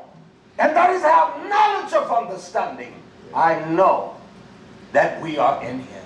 Nobody can tell you. Your words doesn't express that you're in Him. It is the action of your life, the way you live, and the way you do it. And it is all summed up in this one thing. Herein is the love of Yah perfected. That's what He says. Teleos. It's complete. You don't have to add nothing to it. You know, if I treat my natural brother different than I treat my true brother, something is sick in my damn mind. If I treat my own son different than I said to my distinguished brother the other day, he gave me a hug at the end of the 8th day. And it was just not a hug. It was more than a hug. It was more than care. It was more than love. That's right. It was more than an embrace. It was more than just tears. But it was a hug, not just hugging. It spoke with eloquence of the voice of my friend, my wonderful brother, my father. It spoke more of a father than anything. And then the kiss was not something that's superficial, to do something to do it. And I certainly was not going to reply with a super false eyes kiss. It was real. And that did more than anything. He's hugged his wife, but she didn't get that one. That was just for me. What about what it is? That's right there. I got that hug that she ain't got. She's got one that even more special. But that one, it was special just for me. How about that? Yes. What do you think that meant for me? Come on, people. We always think it's about us, don't we? Look at what he says. I want to show you what is the perfect love of God. I want you all to think for a moment. Who knows that? I don't want you to ask. I don't want you to say anything. I'm going to ask. I'm going to show you what the scripture says. I want to show you what the perfect love of Yah is. That's what he talks about hereby. He said, is the Hava of Yah perfected. I want to show you what the Hava of Yah is. Now be careful how you say, oh man, I do it that way. You find yourself a liar, all right? This is what Yeshua says. Yeshua says in the writing of Mark, the book of Mark, chapter 12. 12 tribes of Yisrael. And one important verse, they sold him. How much was he sold for? 20 pieces of silver? Yeah. Huh? Yeah. That's what he was sold for? It says in verse 30. Markers 12, verse 30. Mark 12, verse 30.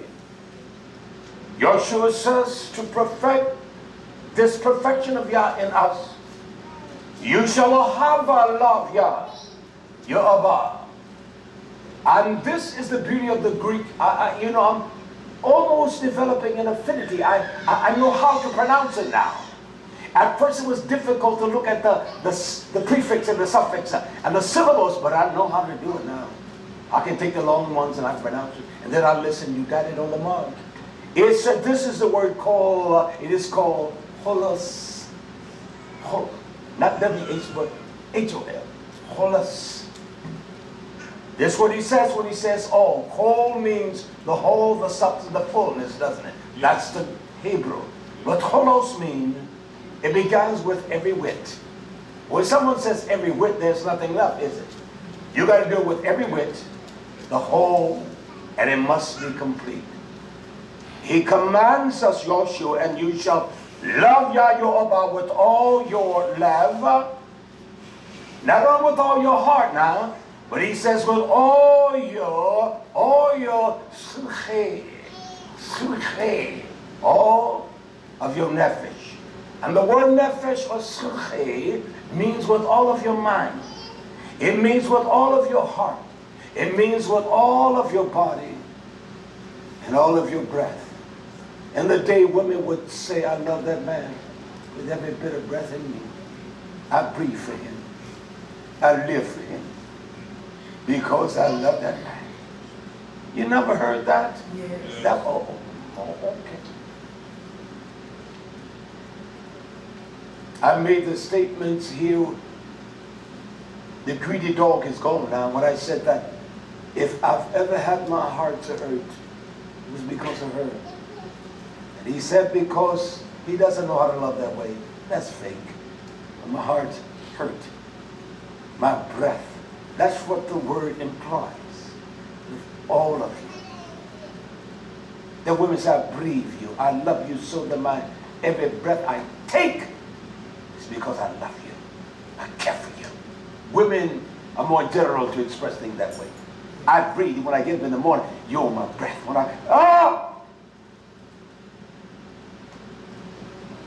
Oh, you hypocrites. You know, a lot of young women have not been taught how to express affection. They don't know how to be affectionate. They don't know how to love husbands. The women of our hill, I would have said, and other reasons, they think that love is based on one thing.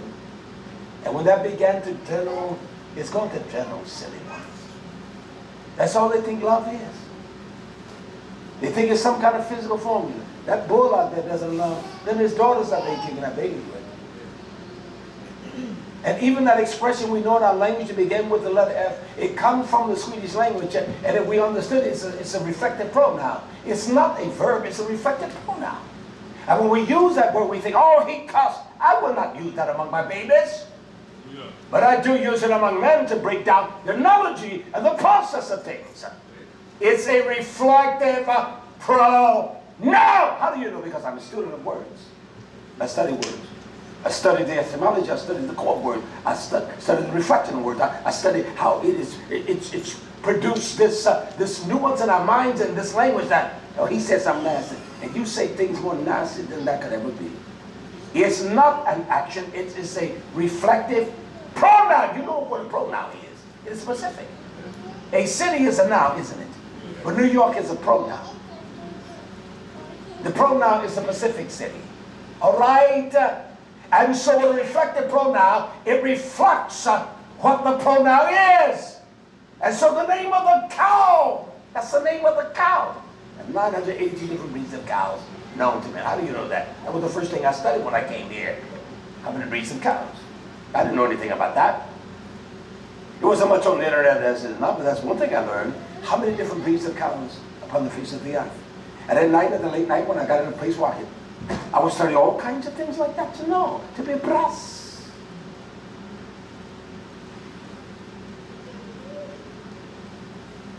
Fact.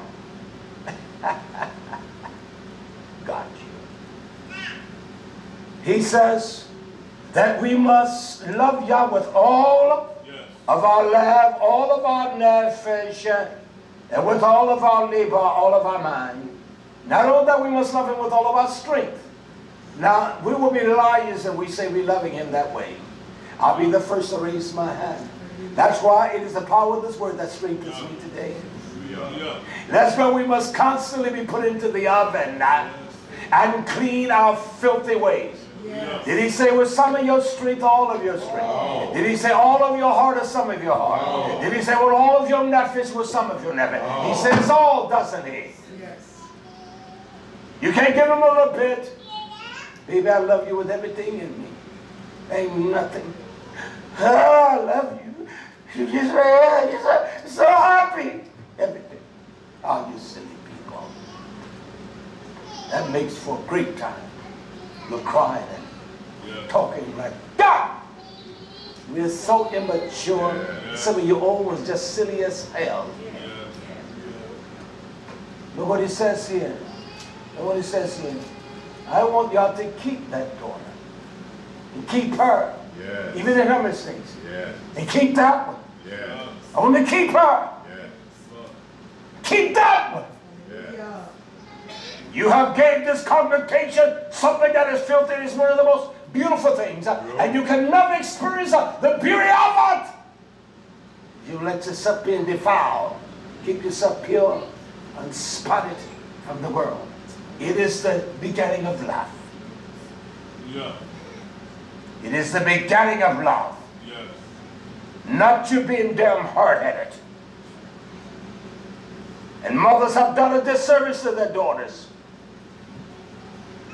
The stupidity, raising all these old traditions. His daughters need that.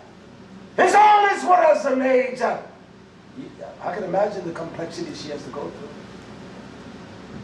I can imagine. So she needs someone to love her, to be tender, be kind. Can I say this? I said to her, I'm going to finish. I don't give a finish at 2:30. This is yours. I was cooking, when I was cooking for the feast day, she came to me and said, Riak, they want some of those ribs. They're not done, baby. And they're going to be gone before they get done. If they'd have been here another hour or two, they would have, 2 hours later, you and your friend sampled them, all right? All right. You took some to your friend and you sampled them because I told you to. I said, well, then you make sure there's some for her. Okay, Papi. So the day I said to her, your friend, she would say, well, Papi, I thought my name was going to do it. You said that you would say for ribs.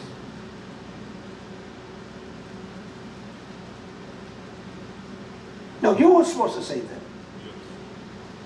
I made sure she put some back for the UPS fella. I said, I found out you're in the hospital. We ate them. You know what he said to me? He said, preacher, can I tell you something? He said, I was in the hospital because of fast food. I said, why would you eat fast? He said, that is what almost killed me. And then he said, I don't even know if I'll be around. You all can eat that shithole, that mess out of these places. Keep on like a dog. Like a wow, wow, wow, dog, dog, dog. That's what he said to me. I said, I'm still going to cook for you. I'll get you something. Don't worry. We're going to put your cow here doing it. You know what he said? I don't know if I'll be around that long. We're some stubborn beasts. We're hard-headed. You go eat that mess with pork in it, and there's some. I got to give me some of that crispy chicken. They fried in pork fat, man, you're stupid. Y'all sit the young man, and that was the young fella that came when he first came. I want him to know, I would knock you out, buddy. I don't care if you've been a cop or a deputy sheriff. It makes me no difference. You don't come here that way. This is my house. I like the young man. He doesn't leave when he comes. He wants to talk. I said, how much weight you lost, man? He said, I've been in the hospital. Get him back to her. She said, Nani was supposed to save him. She didn't say she's supposed to. She said, I thought Nani did that. I said, you, that's your friend. So, but I remembered. I had 3 ribs put back, 3 of that Angus. So I asked Nani, I said, Nani, did you do that rib? She said, no. I said, because I promised his daughters some ribs. Take some home. Give your mama some or your grandmama some. I don't care. I said, I'm going to cook all them ribs for them. We are some cold, dirty people. Yes. And I said, Nani, I said, on Friday I'll do those ribs because I thought it would be today, but they're not. She's already taken care of that. I said, what? Well, I'll have to stand on that hot grill. That's all right. I know Nani. She did a right job. We don't have that kind of sense of care. And you want to pretend you care, you damn liars? We're liars. Yes. I can imagine what those children go through in this world like that. I was there. You understand? I can tell by demeanor, I can tell with interaction. Children interact with me. You know why? Because they know I'm real. They know I know how to love. They know I can. That's why. I was telling one the other day, I don't make no babies come to me, do I? They'll eventually come. I don't beg them to come. His children will walk past me. No, no! You don't get them. I don't want to be around you no way. That's a fact. Getting back to this truth. But they love Poppy. I said to her last night, I was pinching Nani. She's telling her that I'm pinching her. Nani, Poppy pinching you. I said, little girl, Nani would pop your backside. I've never done that. She'll bust his heart and he'll take her side. I Poppy, I'll fight him for you, Nani. Boy. So I said to her, go pinch her. Not pinch her, but go paint her. She protects her. Can't hold my hand back. No, you can't. This is the same with that woman. I will never do you like that. I won't even let your mama spank you. Not in my presence.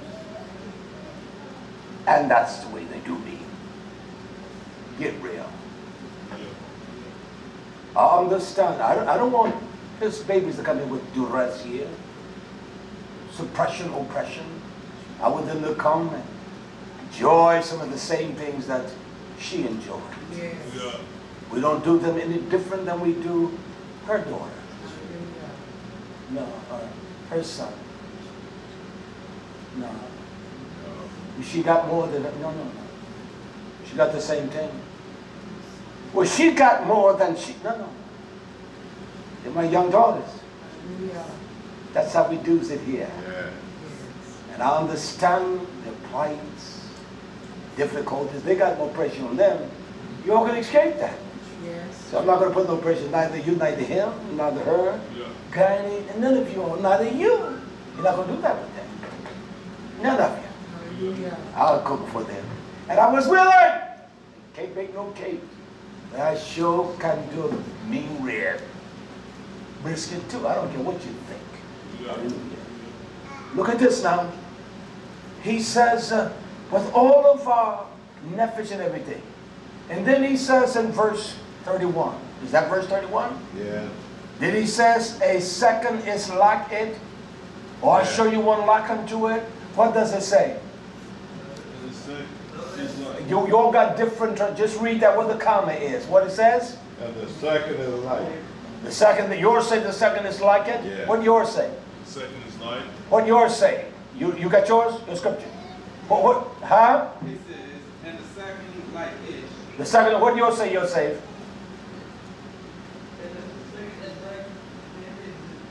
Okay, that's what it's in the KJV. Yeah. So the second one, in essence, namely, just like how many of you all, okay, see if we all pass the test, how many of you all don't do what I do? It's me. How many of you, how do you love him with all of, he says in verse 1, he says with all your heart, with all of your nefesh. You see how we lie? Yes. He shows us how we know we love him that way.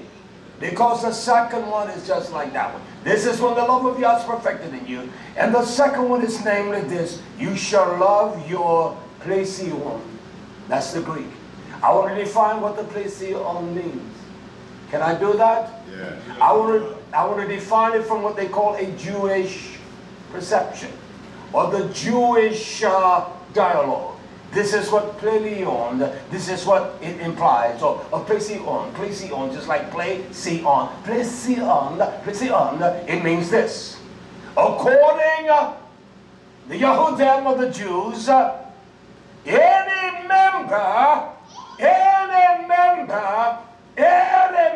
we're talking about neighbor now, any member of the commonwealth, of the same race. That's what it means. I can't love a stranger if I don't love those that are my own. That's what it means. Those that, so why did I use this children as an analogy? For me to subjugate here on hers, to bring them here they come, and I treat her any different. Let me tell you something. Move your head, Yosef. Your daughter is the only one. I don't even let her really hug me. Is that how I hug you? She'll come in the audience and they pop in. How do I hug you? Let me show you. We're going to sit here and look. Come in, Syria. This is how she hugs me. She's going to Poppy, give me a hug. That's how I hug her. You understand? Come on right here. Yeah. Sure about that. I want you to say, this is how I hug her. Come give Poppy a hug. That's all I give her. With her daughter, you see, I do the same. But that's how I hug her. Is that how I hug you? Take you back.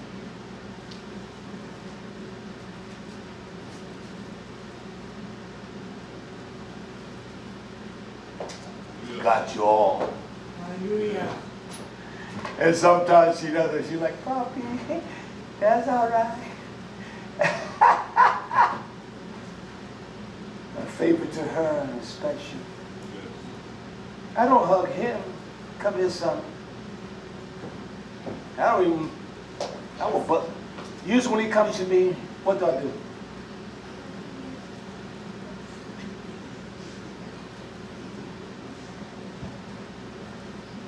Come here. Come here. Yeah, you know how I hug you. How you do? With him, Melchia. Hey, son. Hey, Papi. That's how we do. Hey. Hi. With some coal. Come on. Beautiful, beautiful is my little one. She is so beautiful. Last night when I married you, I know the rest with you. I said you're wrong when you hold me down. I saw I married you to my friend.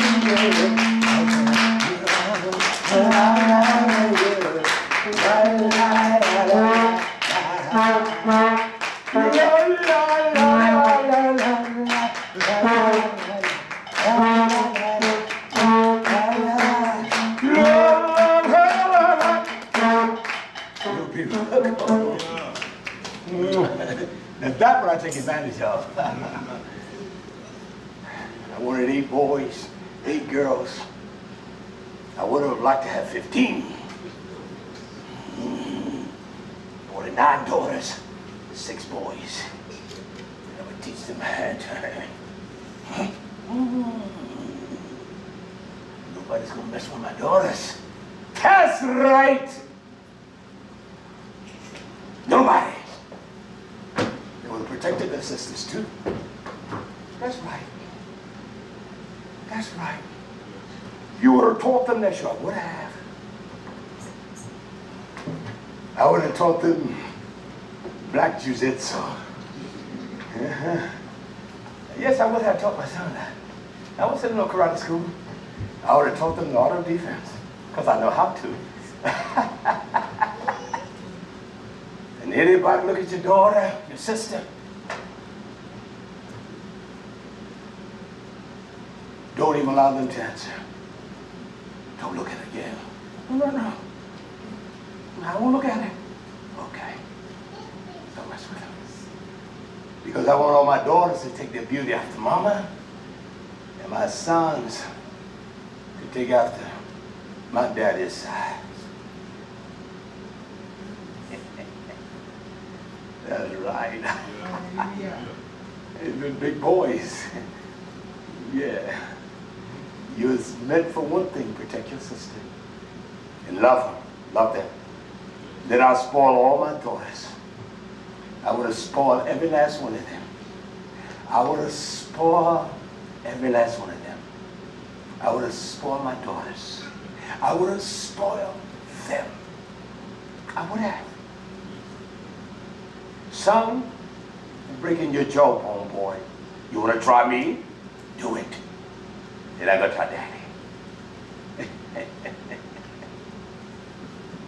My daughter girls, they've been calling Mama, Papi, oh, Daddy, I love you, so I love that too. Oh, Daddy, good, Daddy.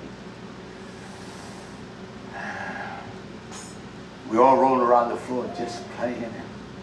That's right. That's sad we don't have that kind of affection.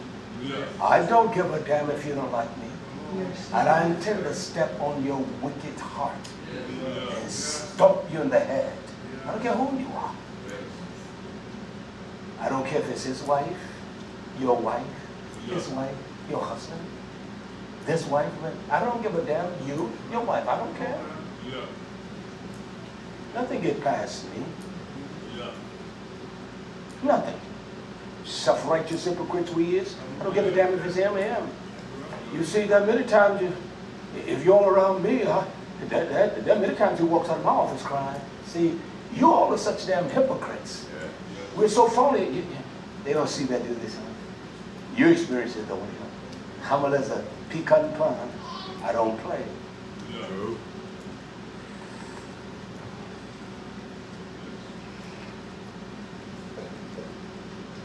I show you one just like that one. This is the perfection of love. This I'll know if you love Yah. The second one, like it, namely this. You shall love Yisrael.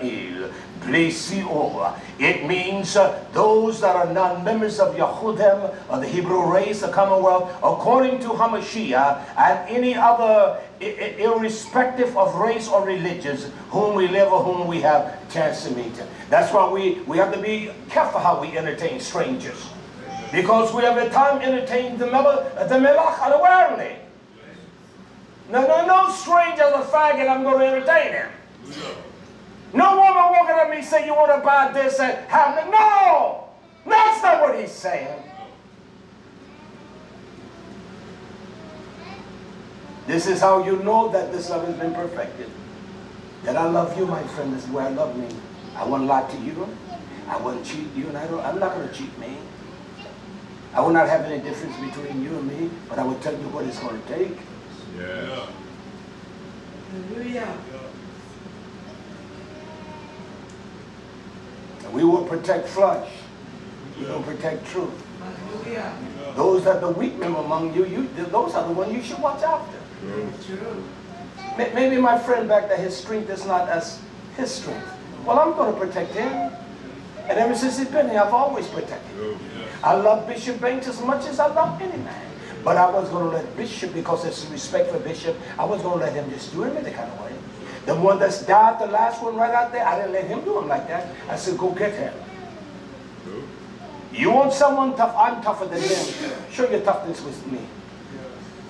Someone that is fragile, you think you can take advantage of them? You're not going to do that with me, or a daughter that's trying to be kind to you. I watch this man cry, say he wants to be kind. I want to do right by others. I want to make sure he loves me. And you're such a damnable, twisted-headed fool. We're not here to appease you, and you're not here to appease us. We're here to learn how to love each other. And you're not going to get any special treatment. And it can't be that everybody's wrong and you're always right. You're a damn fool if you think like that. It's almost like a husband and a wife. He's always 100% right, and she's always 100% right.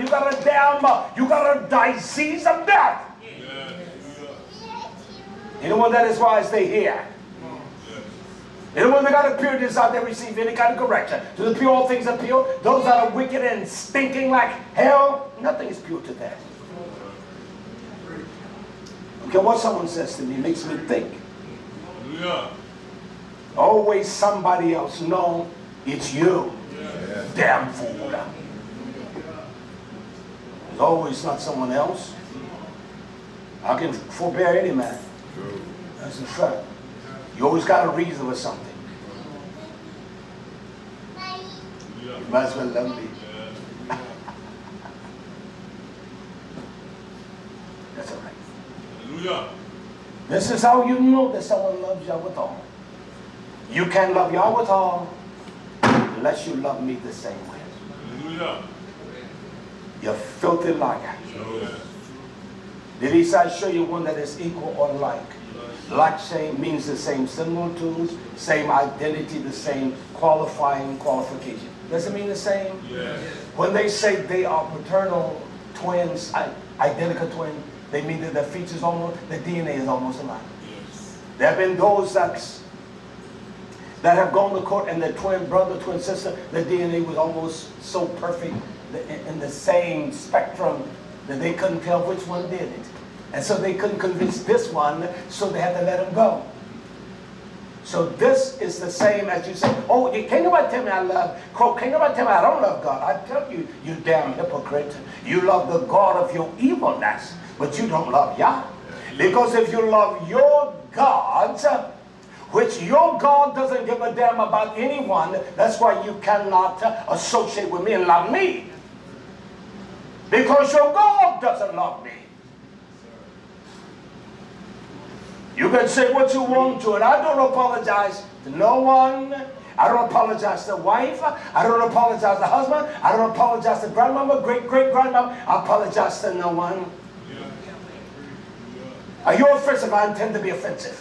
Because if the love of Yah is perfect in your heart, this doesn't offend you.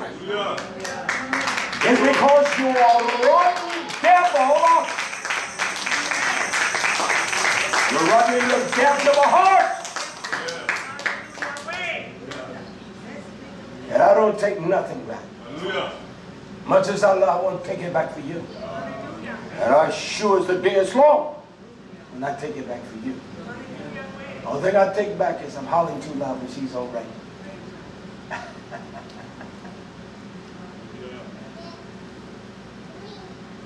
I'll take nothing back. Nothing. I also don't take it back. To make you strong and to make you grow too. I want to keep you. Keep you inspired from the world. That's why he gave you a hat. Until he release you. That you marry a man. You obey him. Not your little damn silly juvenile ways. I don't care what he thinks. I don't care what your mother thinks. Nobody knows who I'm talking to but you. Hallelujah. But a man knows that you're worth the value, whatever he says gives him. He gives it. I want you to give her everything. I want you to give her love. I want you to give her kindness. I want you to take care of her babies. I want you to love her. You know I'm coming for you. You understand? You're not going to abuse. I got 6 sons and 9 daughters. I want 9. Maybe 15 youngin. We coming to tear the house door down. And we come. We don't need no pistols.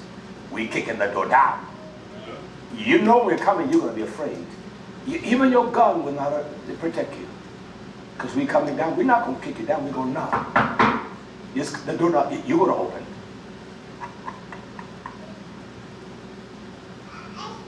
It is the power of your identity. Until he puts in the bosom of a man, and the only man you should ever know. That strangers and men. Yeah. That's love there. That's care.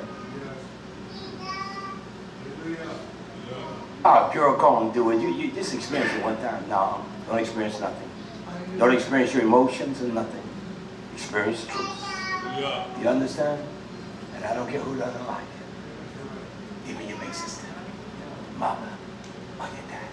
It makes me the difference. Yeah. She does love. Hallelujah. Let me move quickly. Yeah. Look at this. This is yeah. I want to show you how the blessings are procured upon us quickly.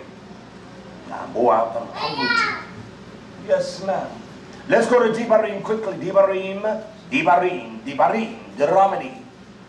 Devarim chapter 30. I want you all to just put a little mark beside these words when I tell you. Devarim, Deuteronomy, listen, Devarim 36. It says, and YHWH, he will circumcise or perform the Brit Milah, as we were taught here the 8th day. Yeah. He will perform that on your heart. He's only Dr. Khan. And his word, the way he does it, because his word is powerful and is sharper than any two-edged sword. Yeah. It cuts, all right? So it takes the truth that he will perform the Brit Milah on your heart. And the lab of your seed, he is the one. See, when we allow Yah to perform that circumcision on us, as our friend brought it up, this circumcision is not just for men, it's for the daughters too. Yeah. When we allow Yah to perform the circumcisions on me, everything that comes out of me will have that same circumcision. Yeah. And that's why our homes are misguided, they're in mess, because we were not right. We will not allow the word of Yah. When Yah call and beckon us, foolishness and drugs and our own wayward ways beckon us. We will hear that man talk, and you know what he was saying, there was something right about it. You despise that, you challenge that. Look what he says, not only upon your heart, but upon the love of your seed. For what? He will perform, the only way you will love him, he must perform the circumcision. For what? To love YHWH with how much? With all. Is that what he says here in Mark? The Yeshua say the same thing when I use the words cholos? Does he say all? Yeah. You must love Yah with all? Yeah. Nothing has changed. He said you must love him with all your heart, with all your love, and with all your nefesh. Is that not the same thing that I read in Marcus 12:30? Yeah. Is it not the same word? The Torah of Yah never change. Yes. You must love him with all of that. For what reason? You may live. Sin destroys us. Yes. We're twice dead. Sin is what kills us. No expression of his love or kindness. We don't know how to love no one. You're in the right place for me to tell you a new life, all right? Because I'm not going to play with you. You can pretend around others that you're asleep, but you don't get by with me.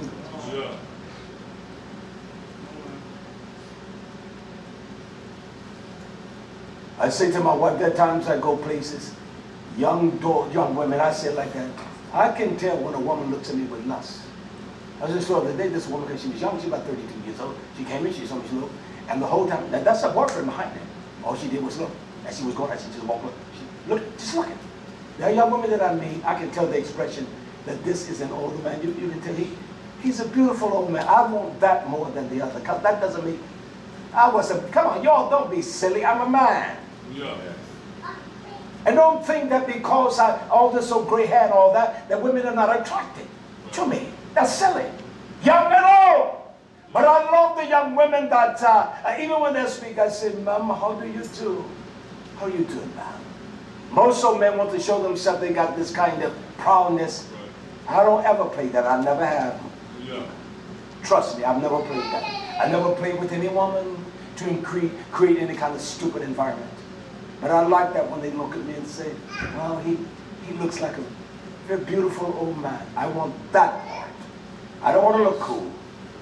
I don't want to look smooth as a fake nickel. Your daughters ought to be the same way. Men see you, they look, that's a beautiful. You're such a sweet little girl. Gave her $5. He didn't have that with no wine. And we're so childish and immature. We don't understand the importance of the light of YHWH. I'm not ashamed of this truth. Not one bit at all. I stand for it. And if you call yourself playing with me, you're in trouble. Because I will rip your head off. And leave you there for a dead one. And then when you see me again, you say, oh my. He says in Deuteronomy 37, and YHWH will put, and YHWH will put all these curses upon who? The enemies. Well, if Esau is our enemy, why not the curses on him? And not only that, what is the blessing of Yisrael? And what is the curses of Edom? This is how stupid people are. He gives us instructions here that Yah is going to perform in verse 6. He's going to perform not only on Abraham, but also on Azerah. Did he not say that? Yeah. On our seed in verse 26. And we're going to love him with all of our essence. Why? That we may have chayil, that we may live with strength. And then he says, he's talking about the curses now. If you start reading in Deuteronomy 26 on down, all of those chapters deal with that, especially chapter 27. When you read Deuteronomy 28, when Yah tells us about the blessing of the first 15 verses, he named the curses. There's only 9 times he used the word curses people. How many of you own land? I don't own a piece of land. He has a curse on land of mine. No storehouse, I don't own a storehouse. This is how stupid these people are. I got you. Look what he says now. He says, Deuteronomy 37, and YHWH will put these curses. He's named all those curses. He will put these curses upon your enemy and on them that what? Hate you. So name. So if Esau hate Yisrael, that's why I said that Yaakov killed his own brother.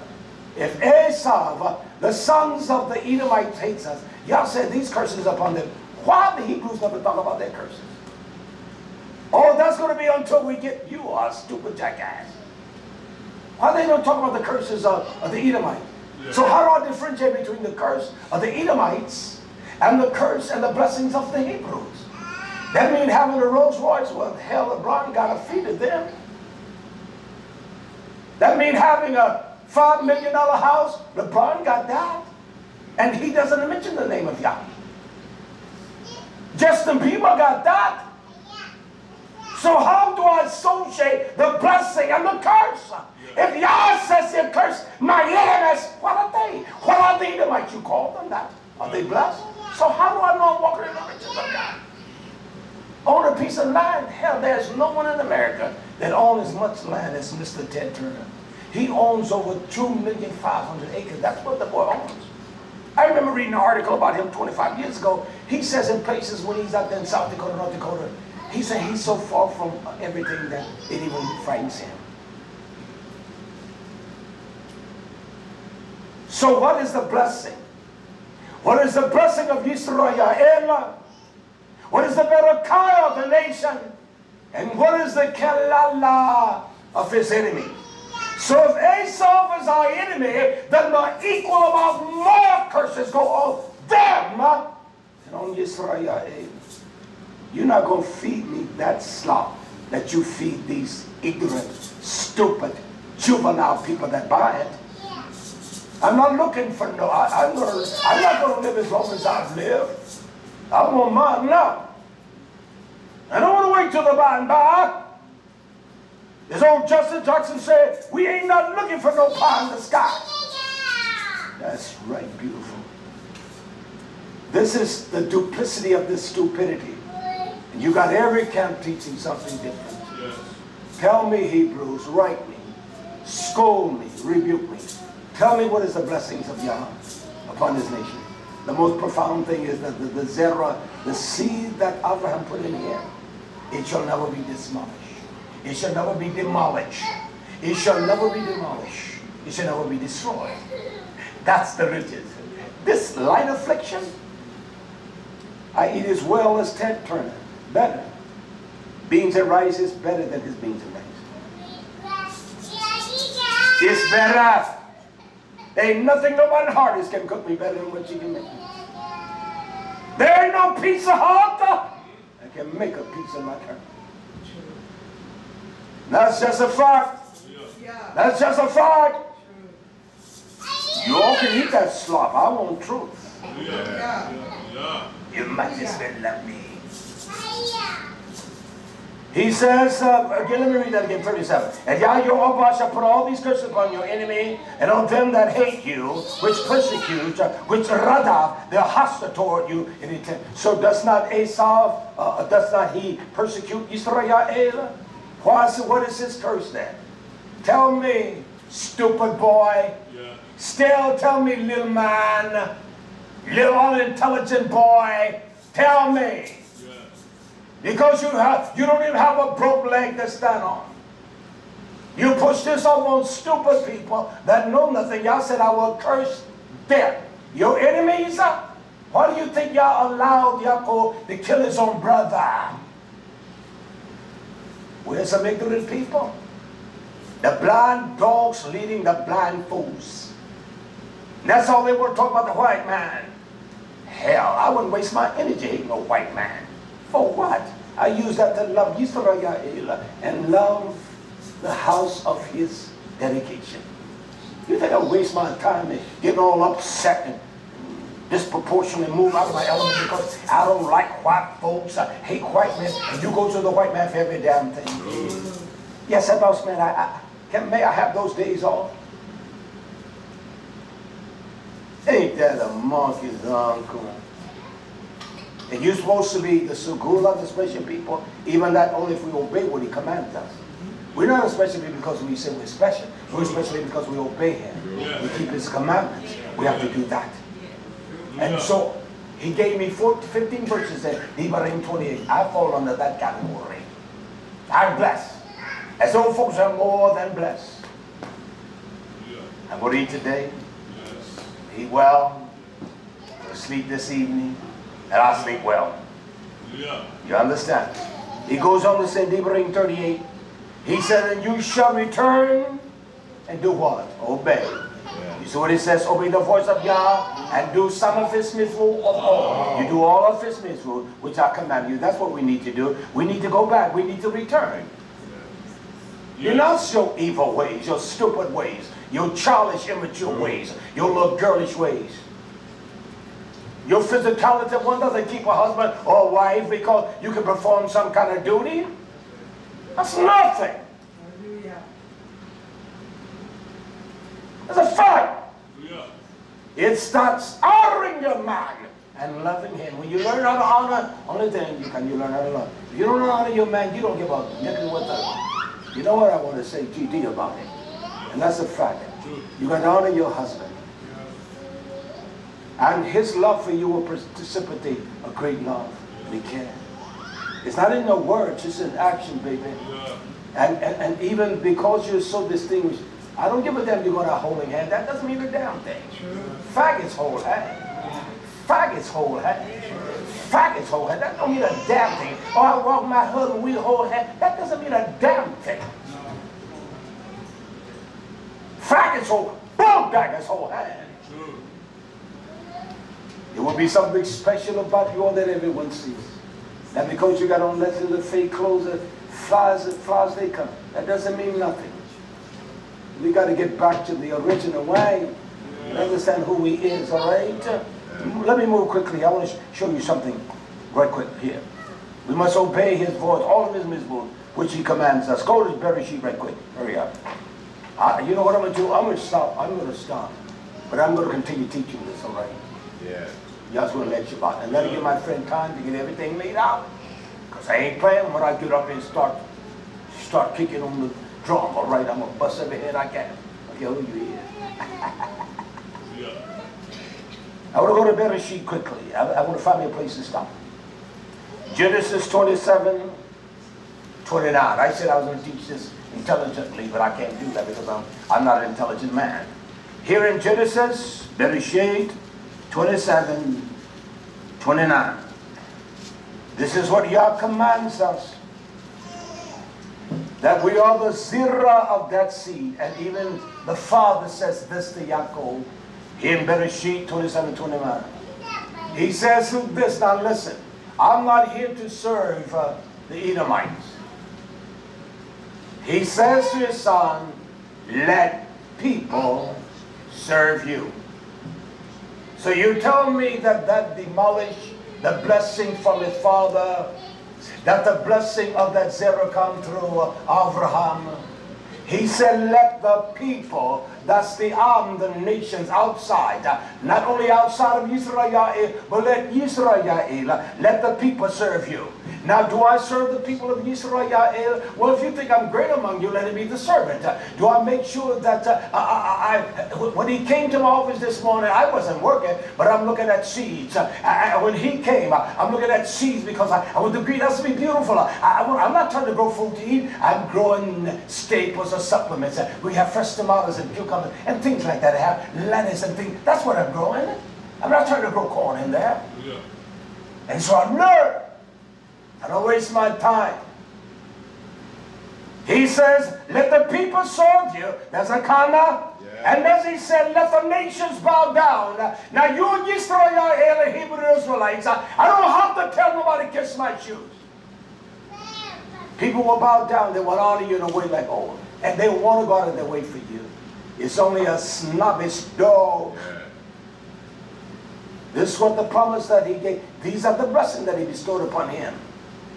Although he was not the firstborn, he bestowed the blessings upon him. This is him talking. He cannot talk like this unless it was an inheritance of a blessings of riches that came from his father. You understand? So that's what he says to him.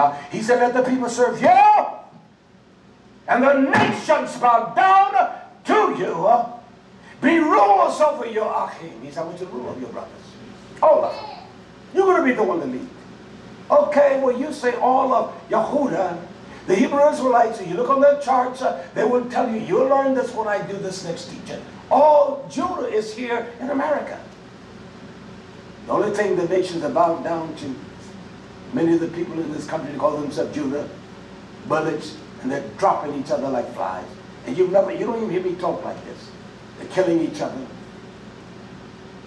That's crazy. That's crazy. And the Hebrew Israelites do nothing no different than a thug bumping. He's just not shooting nobody. They smoke dope. They get drunk. And instead of them saying they're playing your daughters like hoes, they call themselves married 5 or 6. And instead of them saying I'm a pimp and a player, they just say the wife go out and work in our homes at, playing video games all day. That's a damnable shame. Yes. I didn't even know the name Yah. I didn't know the name Yah. It was about 38 years ago when I met evangelist E.J. Hartsfield. He said his name is not Lord of God. It's Lord, brother. That's his name. He never used it. So my daughter, if I hadn't separated from him, you wouldn't be here with me today. I wouldn't be here. Yeah. That was my testimony on the last great day. I'd rather know him than to know 10 E.J. Hartsfield. I'd rather this be my son than his son Ivan or Ezra or Sebastian. I'd rather him be my son. I said to Aldenia Yael, I would have never met you, beautiful brother. He's a sweet man. Yeah. He's a kind man. Yeah. He's a special man. Yeah. He is. Hallelujah. He is. He came to my office the night before that. He said, Rick, you were talking to me. And I was talking to everyone. He said, but you were talking to me. And we talked for another almost an hour. Sweet man, pleasant man. I love the brother. He's kind to us here. Yes. Humble. Yes. No audacity. He's not audacious. You know, you find a lot of our people, they tell you the humble beginning. See, someone like him you can love. There are those that are arrogant, think they're somebody, think they've accomplished something in life. They had nothing but a damn job, silly boy. Yeah. And so when you let him tell his story, I don't want to hear no more. That's enough for me. Then you can appreciate them because their stories run parallel with yours. You born in the Cuban land or here in America, and these are the afflictions, same as mine. We're some arrogant beasts. We're devils. Yes. That's why we do talk unto all men, especially Yisrael. When you find out somebody, no, you do right by all men. If I didn't know this man, am I going to ask him, he's an African? I do right by. Yes. And I will know about the Ruach that he's a son of Yisrael. You won't tell me that everyone that we call Hebrew Israelite, every slave, you tell me everyone came to the Americas? No, none scattered throughout Africa. You are stupid fools. Those ships just didn't come this way. They were the northern way. They went to the southern horn of Africa. They went to Portugal. They went to... You tell me them black boys, white women love black men now. There are thousands of videos that show, oh, I love black men. Oh, I love black men. And I'm just being honest with you. I'm being honest with you. Sure, that black boy by the white man, he got that pretty skin color, that nice looking hair, gas like that. He pumps out 15 babies. Oh, black Hebrew women, you call them. They each pump out 15. How do you know who Hebrew Israelite? You stupid, stupid. Man, you look at the color of his skin, something, somewhere something is there, okay? You say what you want to. You look at his, you look at hers. Somewhere something is there. You say what you want to. You look at her, something is there. You say what you want to.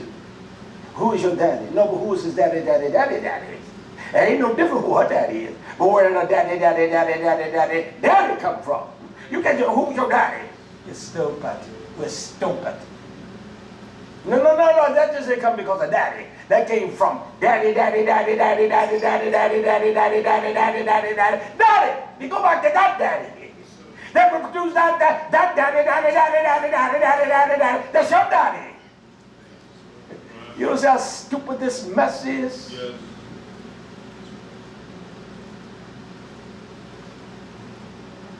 I do that with him, don't I? I do give you that, don't I? Yeah, huh?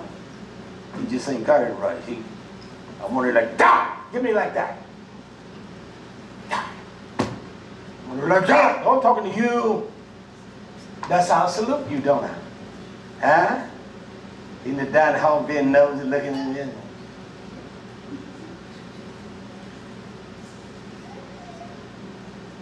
That's how I salute him. I salute him like that. He turned his hand like that. Boy, I got to get that wrist right. Got to get that wrist right, boy. Come on, boy. Now see how he turned the wrist? I got to get that wrist like that. You all can be silly all you want to. I don't take nothing back. Yeah. My actions are what? You're humorous. No, I'm not humorous.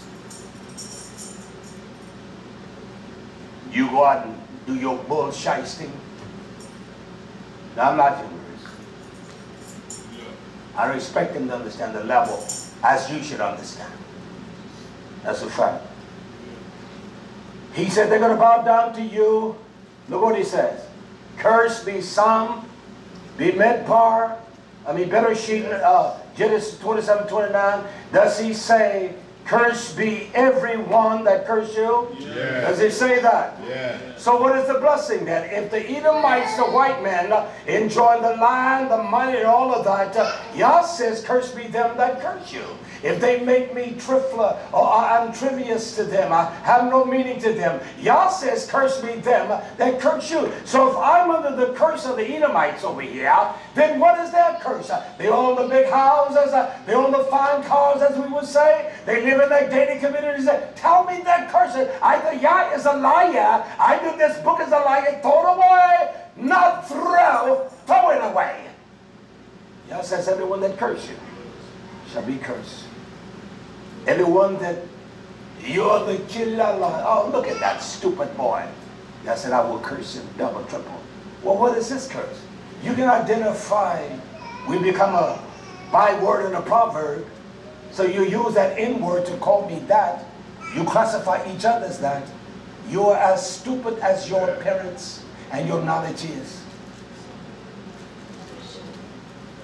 I'm glad I didn't know this 25 years ago.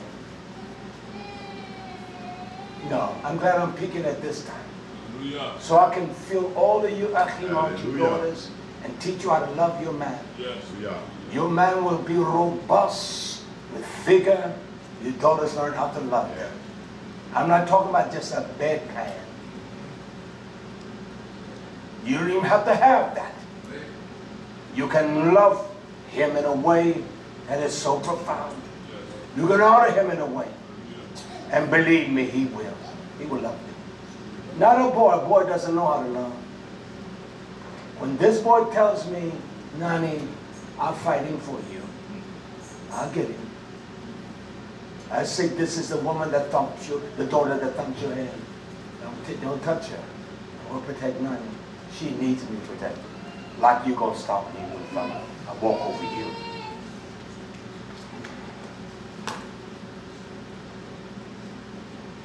Yah says, and everyone that curse you, he said, and be blessed, and blessed be he that bless you. I don't care who a man is. If he bless Yisrael, if he's an African man, if he's a white man, if he's anyone that bless the nation, Yah says, I bless him. There are those that have been kind to me. I say, Yah bless them. Bless their business. I've gone in places they've given me. Come on. I will bestow blessing upon them. I will. I don't care who he is. This man down here that owns, he humbles me. And this is, he's a smart man. He's a bright man. He's a wise man. He's smart. I ain't not, no white boy tell you that. And that doesn't impress me because he's a white boy. You know why I say that? Because I'm honest. I have integrity. You're not going to make me bow down to you. And buddy, I'm not trying to make you bow down to me. But you're dealing with a real man. Only a little juvenile boy thinks like that. Because they have insufficient skill. They're juvenile. They've been hurt all their lives. They don't know how to be a man. Because they've never been taught. How did you learn how to be a man? By watching those that had things that I like, all right? Yeah. I'm going to stop right there. I'm going to pick up on this next time. Is that all right? Yeah. I know you want to hear this one. Yeah. The blessings of Yah, what they are, and the curse of Yah. You can tell me all the blessed curses of those that call themselves Hebrew Israelites, black people. But you can never show me the curses that Yah, I can show us that he puts on our enemy. While they're not in display. Tell me. I tell you what, people, I have seen places like Nigeria with all of that wealth. The people live in utter poverty, they can't bathe. I can take a bath here. I like taking a bath. I don't care where you go, let nobody kill you. I don't care how rich the island is. Their pockets of poverty so deep, folks can't get, everybody doesn't live right on the water where they can take advantage of that ocean. That's stupid. Everybody in Jamaica don't live on the ocean, in the mountains somewhere. And when water is just as scarce, what you going to do with the ocean water anyway? You can't drink it. You can't drink the water from the ocean. That's why I like that reverse osmosis. That is some of the, black boy. That's some water there. Ain't nobody going to tell me that reverse osmosis, that is the baddest water in the world. It's the baddest water you're going to drink. It is the best water you can ever drink. It is the bad stuff. Because says to me, back my friend, I'm thinking about, I'll take some home. I say, well, take some home. Find a way to take some home. That is some of the best water you can ever put in your belly. That's just a fact. So there are countries where they don't even have drinkable water. There are places where the oil and the poverty is so.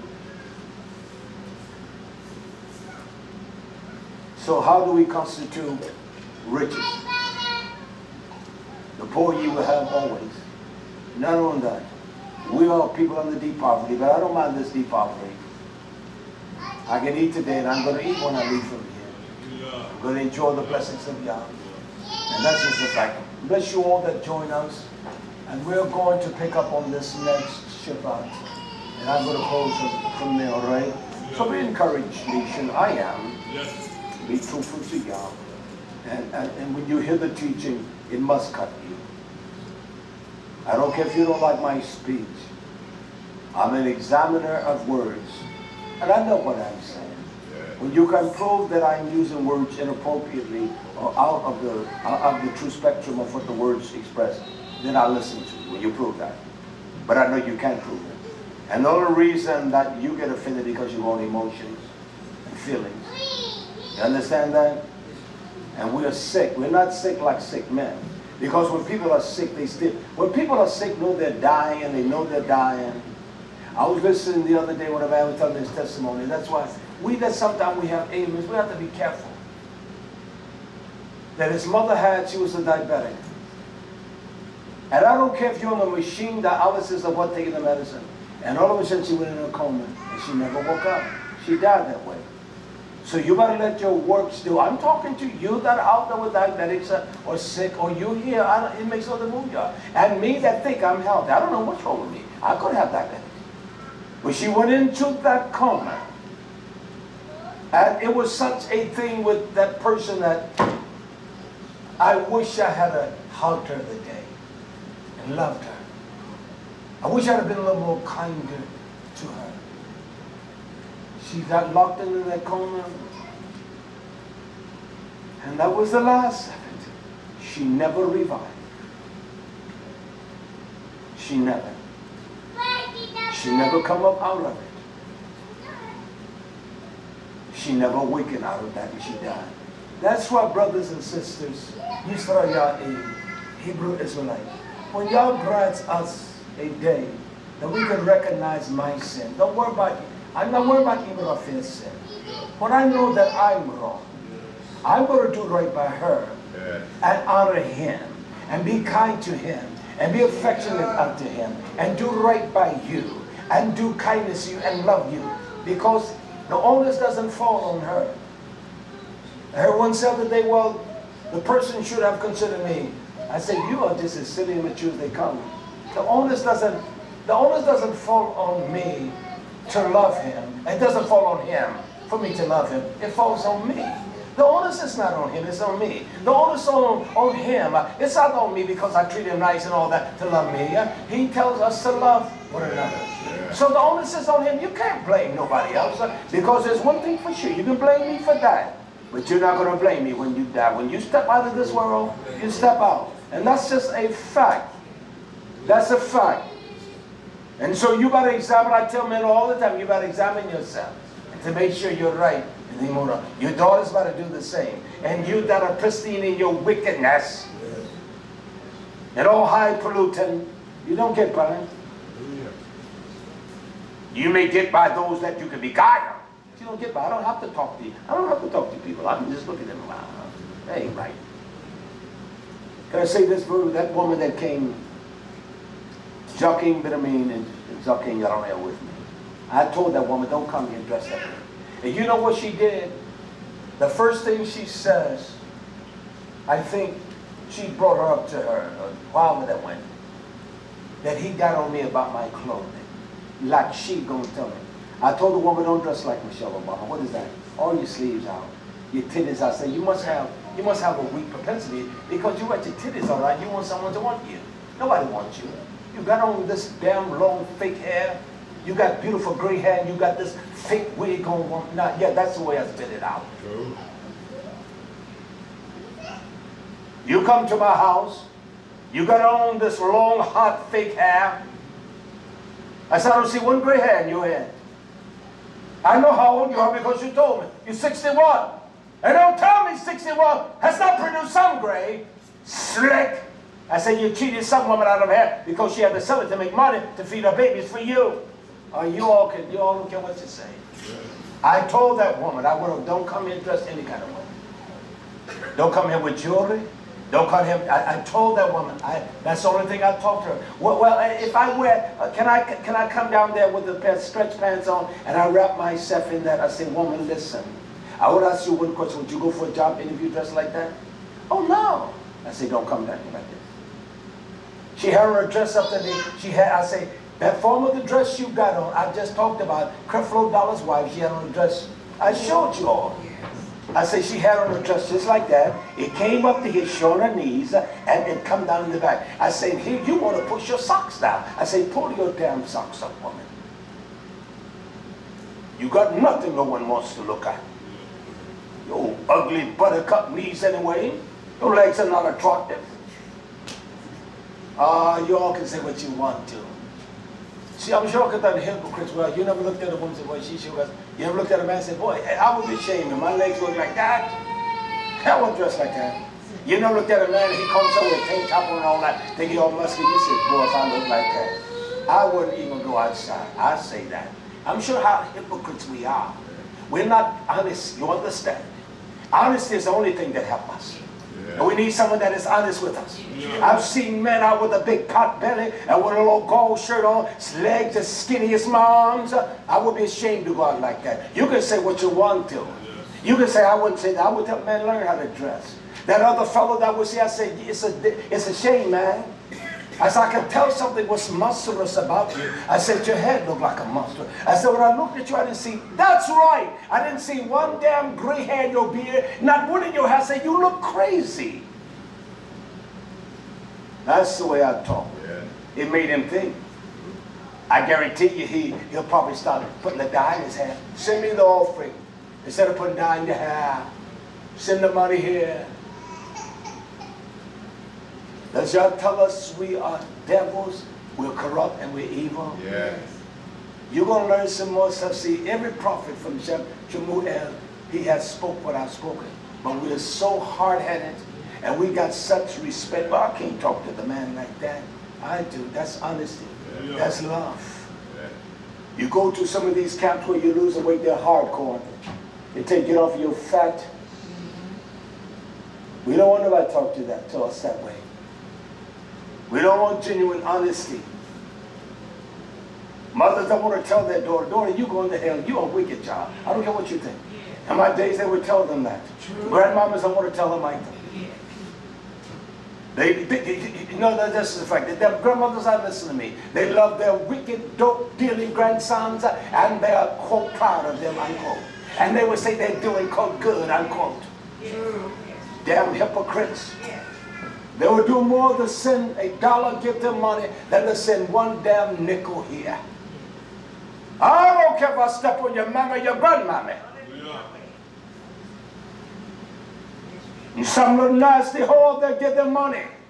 And you will not send one dime to strengthen the hands of Yah. They'll do that, you know. I know what I'm saying. You know that. They'll protect their evil, damnable ways and that thuggery of lies and corruption. And they say, well, that man, you know the way he talk, and your son listened to the down he listened to, and your whole daughter popping her fingers and listen to that mess and got an earplugs on, and you know damn well she's listening to it, and you don't even have the courage enough to love them and say, baby, that's what's going to kill you. You damn hypocrite. You can't be sure your mama, your grandmammy, or your great-great-grandpappy. It makes me no different. I don't respect them like that. You can. And the reason you do, because you don't respect yours. That is right, my evening. That's love. When a great king tell you, I will curse you. And don't forget now, I'm not going to, that's me, I'll do this. But I ain't going to let nobody else do you wrong. You understand what I'm saying? Yah says all these things will come upon you. But you better know. You better know. The sons of Edom are not going to curse you. They're not going to do you wrong because I'm coming back. And what I put on you is going to be a small thing for what I put on them. Oh, that's going to be the by and by. You are stupid, Hebrew Israelites. You're stupid as they come. That's the now and now. So for me to do wrong unto the least of these among me, it would be better for me to have a millstone tied around my neck. That's love to tell that man, he looked stupid, he looked crazy. So he couldn't find no excuse. He just, well, I think you drove all the way from Orlando, and because you don't have nobody to tell you the truth. I said that was years ago, there was a man came here. And I watch people, I watch how they interact with each other, want to show them around and take them places. But when the man hurt me, when I saw him out there, I said, no, you're not having this private prayer session here. You want to pray, you get everybody. Both of them turned against me. When the man got back home, he wrote me and says, I want to know, I didn't tell you before I came, I'm a pedophile. I'd have ran his damn car all the way back to Virginia. You can say what you want to. And I'd have went to his house, he touched, that's why we don't just let our babies ever just touch them. And I would have kicked this door down. I'll be in prison now. You can be all pious and think, I broke every bone in his head. I broke every rib in his body. You can say what you want to.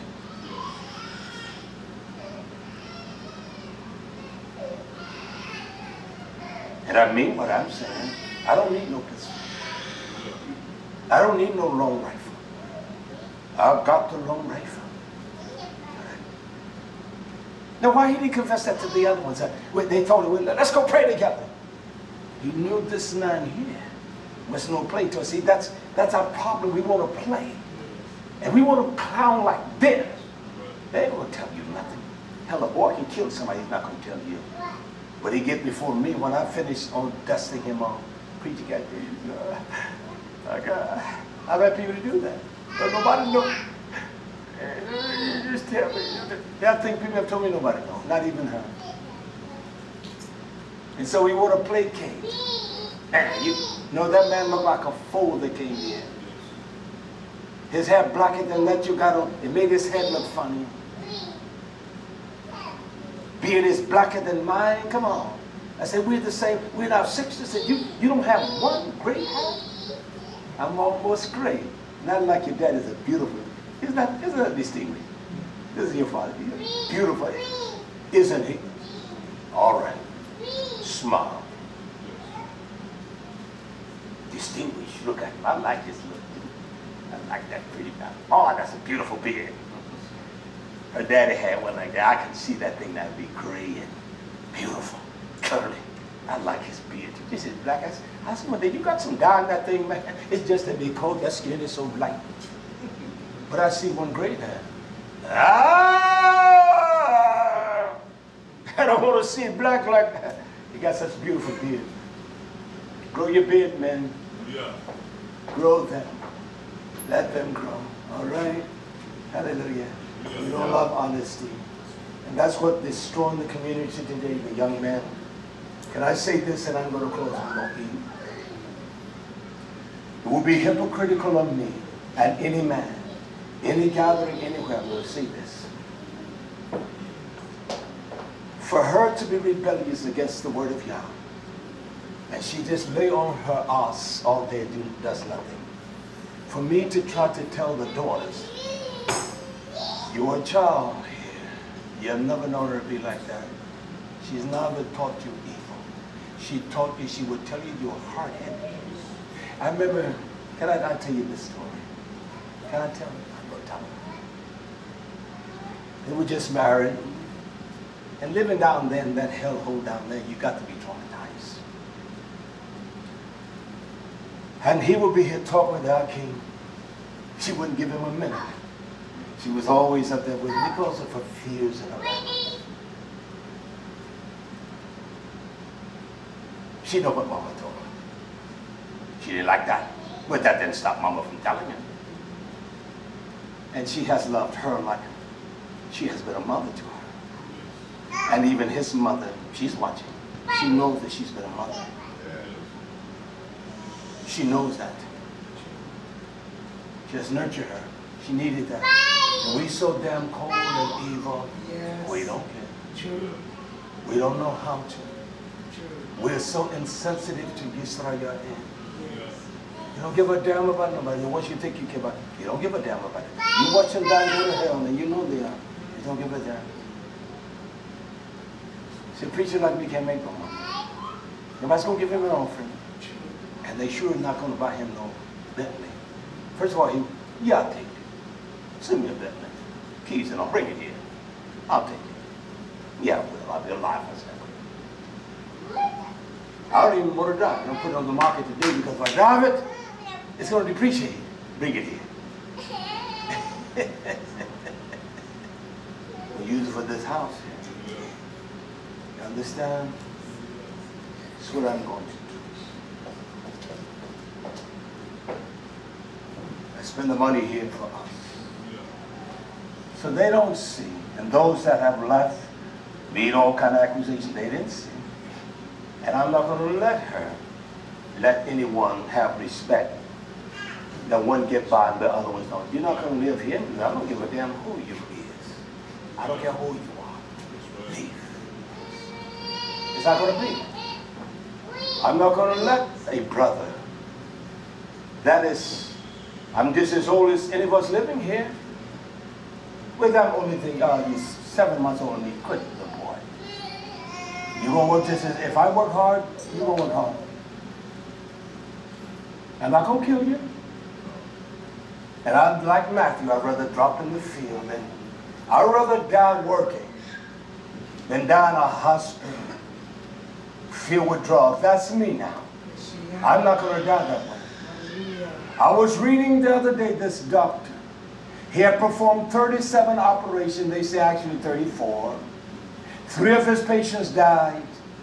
People are maimed. Every last one he operated on, they're maimed. They can't even walk. And the only thing the hospitals would do, because they want their reputation, he would rent that. All doctors are not members of a hospital. They all rent the facilities, especially the surgeons and things like that. They rent space. They can utilize the operation room. Hospitals are big business, you understand? And he maimed everybody. And the only thing the hospital would do, they would say, okay, they don't want the reputation, they got bad doctors practicing their facility. They'll let them go. And they go to another hospital. And they call him the butcher of death. Come on, YHWHSHUA. Let's get it real.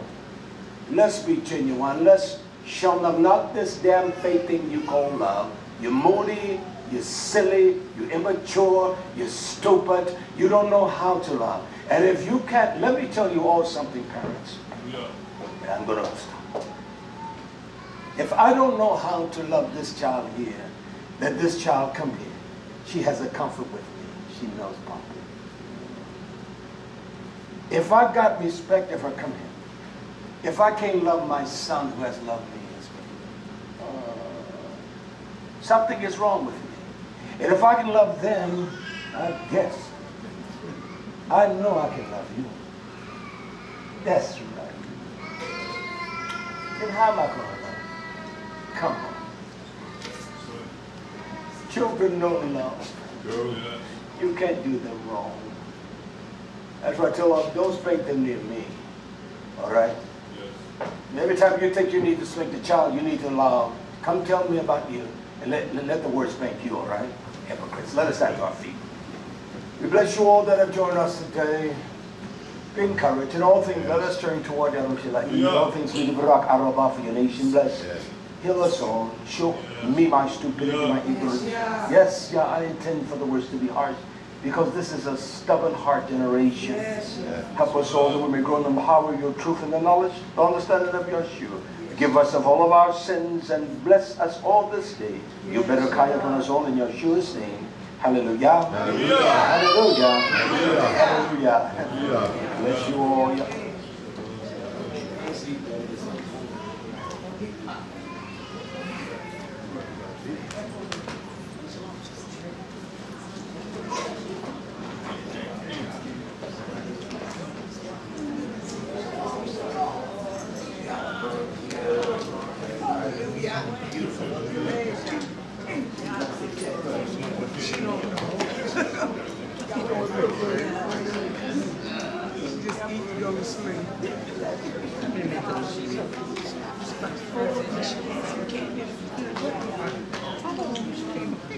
Wait,